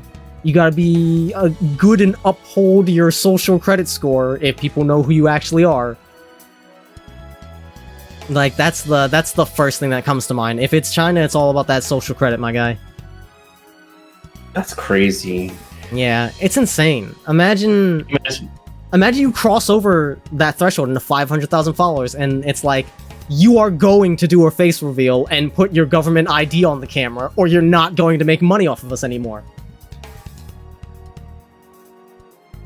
It's, yeah, it's wild. Billy's post explicitly says that affected users' real names can be viewed on the account profile page, making it public information. That's just so anti-VTuber. That's just... Yeah. That's insane to me. I guess if you're in a situation where you have 500,000 followers, chances are you're making big money, this is your full-time job, and I'm sure having a full-time job in China, there's regulations for we need to know you're who you say you are. And that needs to be public for some reason. I don't know why we can't just give that info to Billy directly. I guess we need to be held accountable. It has something to do with regulation with China. There's no other way. Yeah. I'm just saying, like, I don't know why China is like that. Like, I don't know why they can't just verify their identity with Billy and not every single person who watches the content. But, little bit of dystopia. It gets a little more real every day. I would purposely say, don't follow me. Don't let me hit 500,000. Please don't let me hit 500K. Yeah, we're capping it at 499,999. That's it. Oh, Foul makes a good point. If you do a face reveal, if they find out you're a femboy, they gotta throw you in jail. That's what it's really about. They're just trying to trying to look for all the femboys. They're trying to find them, root them out. Does this one-day thing make me a femboy? I mean, that depends. Are you gonna keep it as a one-day thing? I'm only gonna keep it to if I hit the channel crowdfunding channel point redeem. You gonna bring the maid dress to TwitchCon next year, and whatever happens, happens? No. Cringe. No. Cringe. Cowardice. Not my femboys. Minus 9,000 social credit to Duke. He's not bringing the maid dress to TwitchCon. No. A cop outfit, maybe. That'd be cool. In other news, other big VTuber news, Ibrahim from Niji Sanji is gonna be in a Nobunaga's Ambition game, which, like, that's fucking awesome. Oh, go ahead. No, you can go. I just think stuff like this is really cool. Yeah. Because back when V Shouju was relatively okay, like when they released Nendroids of Nyaners, Iron Mounts, and like all the other V Shouju girls, I thought that was cool. And you can go to Japan nowadays and get like V Shoujo merch. But being put in a game, I think it happened before. They put the V Shoujo girls in a skins on in Smite. Yeah, in Smite. And Kei-san's in fucking Yakuza. Yeah. Like, I love seeing stuff like this because it's like you know that's dreams come true for those guys. Like, that's fucking sick. I'm just glad to see the VTubing industry getting brought into games and other media. I just love it. It's good for everybody, in my opinion. It's very validating. It is. Can you imagine if someone reached out to me and were like, dang, I'm adding Duke to this game, or I'm adding K to this game? That would be sick. Get ready to be a quest giver in Red Dead Redemption 3. Yeah. Rockstar. I would be down. John Rockstar will personally come to your house and be like, Duke and Maverick, I need you to be in Red Dead Redemption 3. It's gonna be sick, dude. China also stopped women from modeling lingerie, and men are doing to show how it looks on a person. Okay, so I'll be safe. I'll be safe. That's so odd that they're like, no femboys, but also we need guys to model for lingerie. Like, you're shooting yourself in the foot one way or the other. What was that one thing? Outside of VTuber news, right? Just I feel like just internet's influencers in general getting active roles in video games. Like Lily Pichu, she voiced Clay in Genshin Impact. Oh, that's right. English. I completely forgot about that. Right. Isn't that cool? The Trash Taste Boys were in Star Rail. Yeah. Like, so, yeah, again, it's very validating for the internet career people. I wish I could hit something like that one day. I would definitely love to. I've said it before. I like voice acting. It's definitely something I would need to get some proper practice in. I've never had any like professional training in that field, but if I was approached for voice acting stuff, like that would be a dream come true type shit. I would love to do stuff like that. What would you want to voice out? What kind of game? Or is it just any game? Oh, I could get down with any type of game. I guess it would be the kind of character, and you know, a little chuny, a little kind of edgelordy type of guy. I could get down with that. Okay. News. Back. Yes, enough edgelording. Enough edging. Back to the news. Obscure. I forget. Did I talk to you about Obscure already? No, you didn't.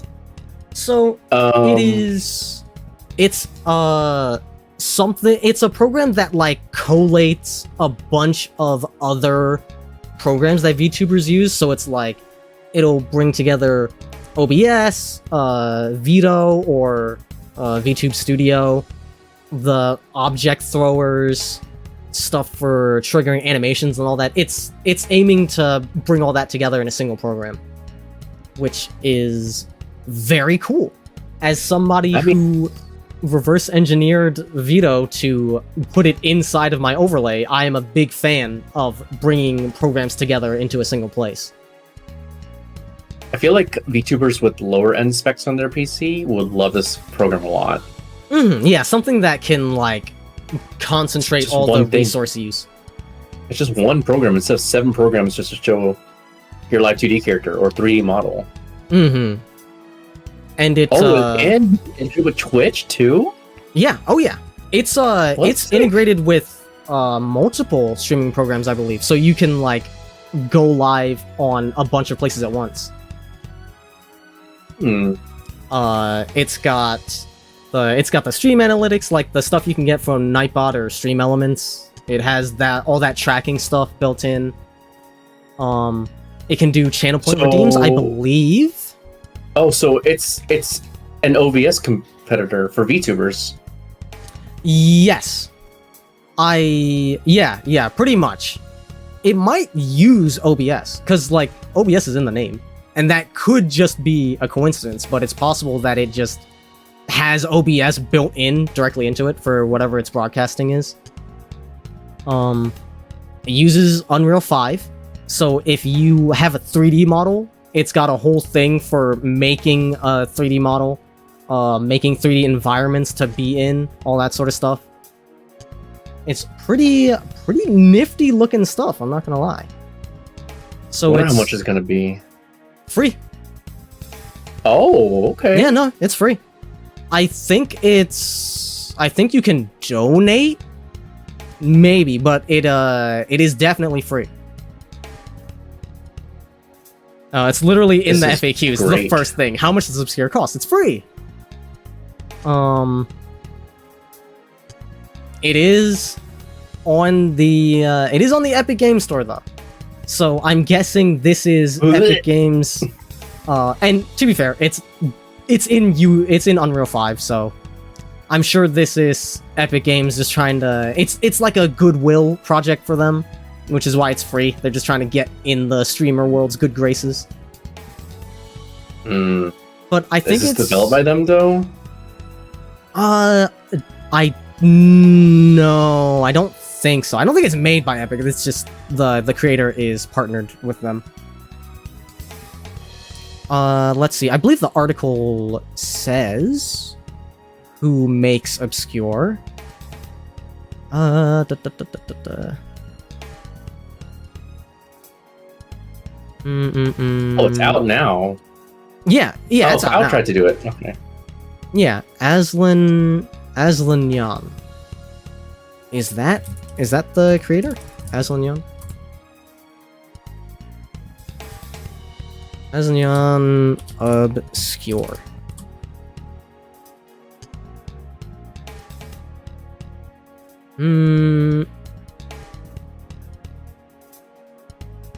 Oh my god, Osmer said the creator's information is really obscured.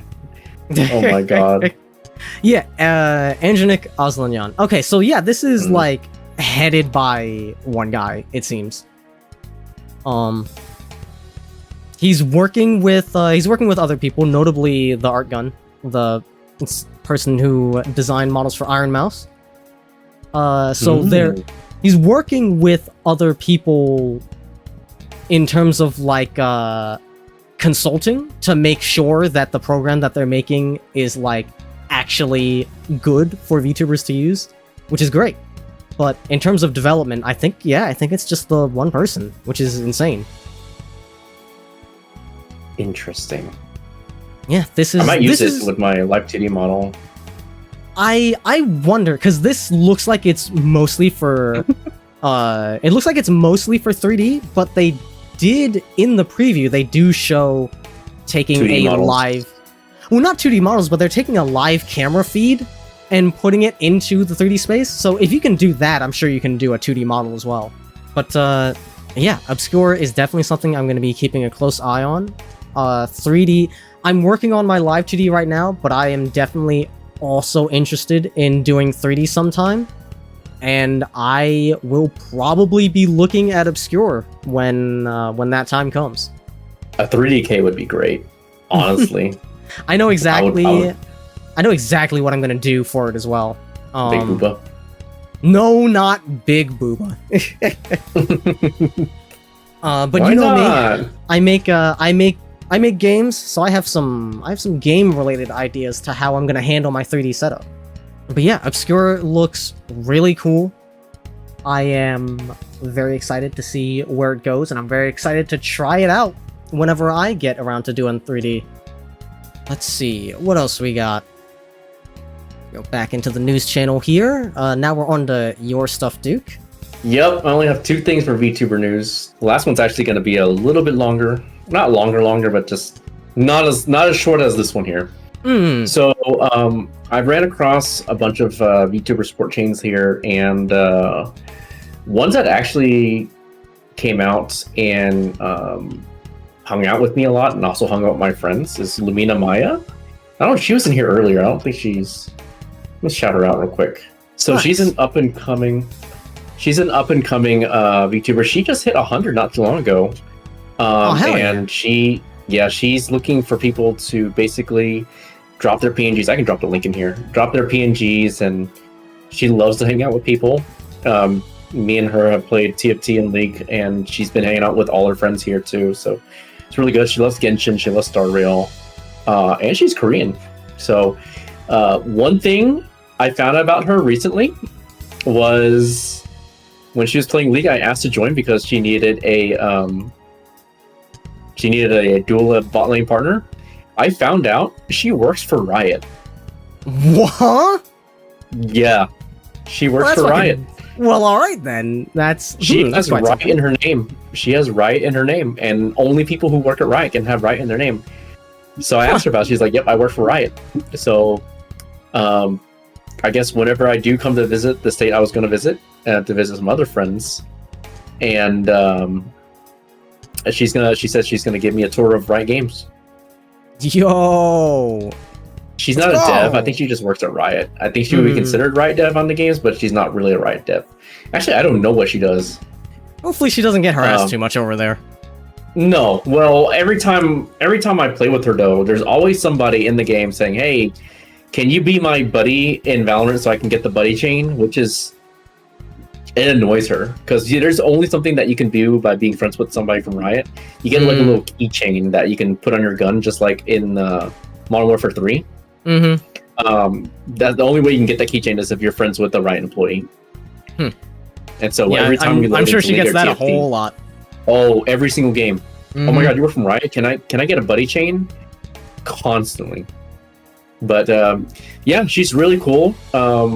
She might be quiet first if she doesn't know you, but really cool person. Learns how to crack jokes based on the what do you call it? The situation? What do you call it? The vibe. Yep. But yeah, she's a really fun person, and she's always looking for more people to hang out. So definitely give her a definitely check her out. A really sweet person. And my last thing that we have today in Only Hours is I want to talk us us cowfolk here. So I don't know if any cowfolks are watching, but I have recently been integrated and found by a huge, I wouldn't say huge, but big cowboy community. So on Twitter, they're known as Western VTubers, and we call each other cowfolks, right? So I was just doing my charity stream. Somebody came in there named So Weston, came in there, gave me a follow, checked out me, and then followed me on Twitter. And then shortly afterwards, Western VTubers followed me. And ever since then, every single time I talk to somebody or every time I am on other people's streams, I've been seeing so many cowboy VTubers. And not just cowboys, we're talking about like horses, cowgirls, ranchers, all sorts of things. Portia here, she's also a cowfolk. Isn't that crazy? Hell yeah. But recently, so I found out that Cool Boom Cat, we call her Cat, and then So run the Western VTubers Twitter page. So every time we post something, they just hit us up and they, what the heck, Pocky? They hit us up and they repost our tweets and everything, and it's a really nice support group, right? If we ever need someone to collab with, we can ask our cowfolk friends, you know.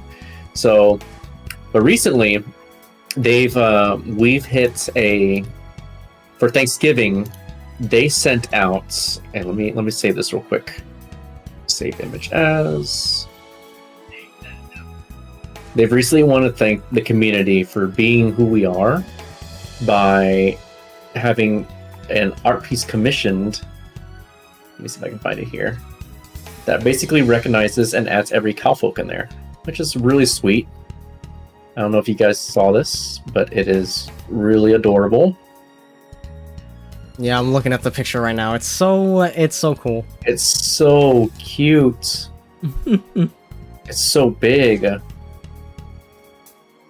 Yeah, somebody clip make that. A smaller hole. What are you clipping? You saying it's so big?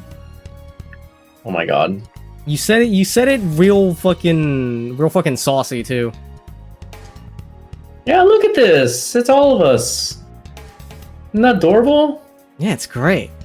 Just a big thank you to all the cowboy VTubers, and it's the sweetest thing I've ever gotten. And I don't know if y'all know where I am, but here I am. I'm right here, right in the middle, hanging off Cat's arm. On the sleeve, the center of the tension. Yeah, but this is Cat, and what's crazier is I think somewhere. Let me see if I can find her. She's right here. So I don't remember what her name is, but she was recently featured on a big VTubing YouTube page. This girl with the braids right here. That's huge. It's absolutely huge in my opinion, and cowtubers. Cowtubers. I'm gonna be honest with you. I thought I was like the only cowboy VTuber. I had never ever seen another cowboy VTuber before. You kidding me? Cowboys are beloved the world over. I know, but I haven't seen any other one besides me. Oh, I Did you bet say you you just saw needed another to... cowboy? No, granted. But I was sure that they existed. If you would, you just had to look it up. Just Google cowboy VTuber, and I'm sure you get plenty of results. I'm sure it wasn't the only one, but like I didn't think they were that big, I guess. That's like saying I didn't think samurai VTubers would be that big. I mean, I've only known one. Yeah, but I bet you there's plenty more if you look it up. Right.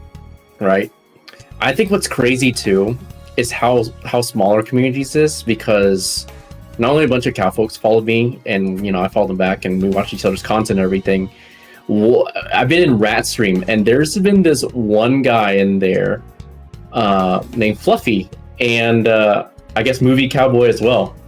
And they've been in there before I was even followed by Western VTubers and made all these friends, right? Mm-hmm.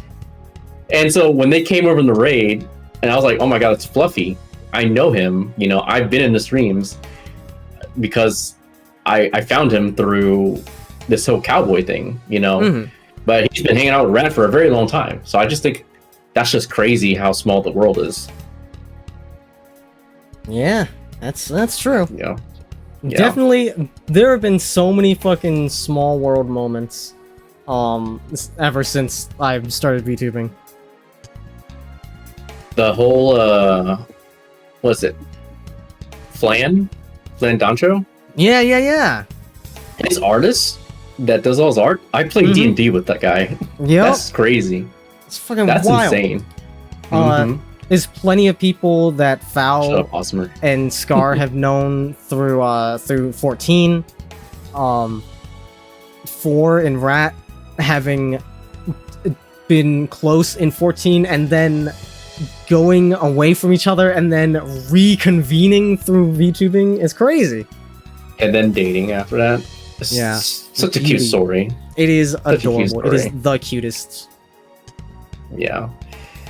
I just want to say that I'm glad, I'm sure you feel the same way too, that we're able to make somewhat of a name for us, a good name for us here. And yeah, I'm very thankful for the amount of support that we've gotten, not only through our solo streams, but definitely through this whole podcasting as well. I'm still waiting for the day that I run into somebody that I knew on Tumblr. Would they know it's you though? I mean, I would know exactly how to tell them who I was because I ran an RP account. So if it's someone that I interacted with, I can just be like, look at this character. It's me! You wouldn't say that. What do you mean? What do you mean I wouldn't say that? It's me! No, I mean literally, I would get a picture of the character that I RP'd, and I would be like, do you remember? It's me! Because I RP'd one of my characters. I didn't RP an existing character like a lot of other people did. So if they recognize that character, they would know exactly who I am. That's true. Tumblr. I never used Tumblr before. Not even once, huh? Not even once. Interesting. That was my go-to before Twitter. I was like, yeah, Tumblr, I'll just hang out here. This is my social media of choice. I didn't even start using Twitter until I started VTubing, so... I got into Twitter when I started my game dev more seriously, and then switched to this one when I got into the streaming. He didn't say X, I'm proud. Get out of here. Yeah, it's true, you did. I'm learning. Wild that you have to learn this when you could have just never gotten tricked into calling it X in the first place. Because I didn't start using it until it was called X. No fucking way. No. Yes. Because you were streaming before that happened. Really? I could have sworn. But I didn't make a Twitter. I didn't make a Twitter until like months into VTubing. Oh, okay. Yeah, I made one, but I never used it. And when I really used it, it was already X. Oh, okay. Yeah. Fine. You get a pass. You're learning. I'm gonna learn it. I'm gonna call it Twitter anyways. I mean, I'm gonna have to get used to it. You're just barely given a pass because surely you would have heard other people talk about Twitter before you made your own account. Yep. Definitely. But I guess for me, one syllable is better than 2 syllables. Let's go. I get it. No, you're right. It is shorter. So there's one. So Awesome. there's that. But yeah, it's symbolic. All right, that's a podcast. That's it. That's a podcast. One of my good friends, Daro, just popped online, so I might send love over to him. He's playing Takei's favorite game, TFT. So I'm gonna send you all over there.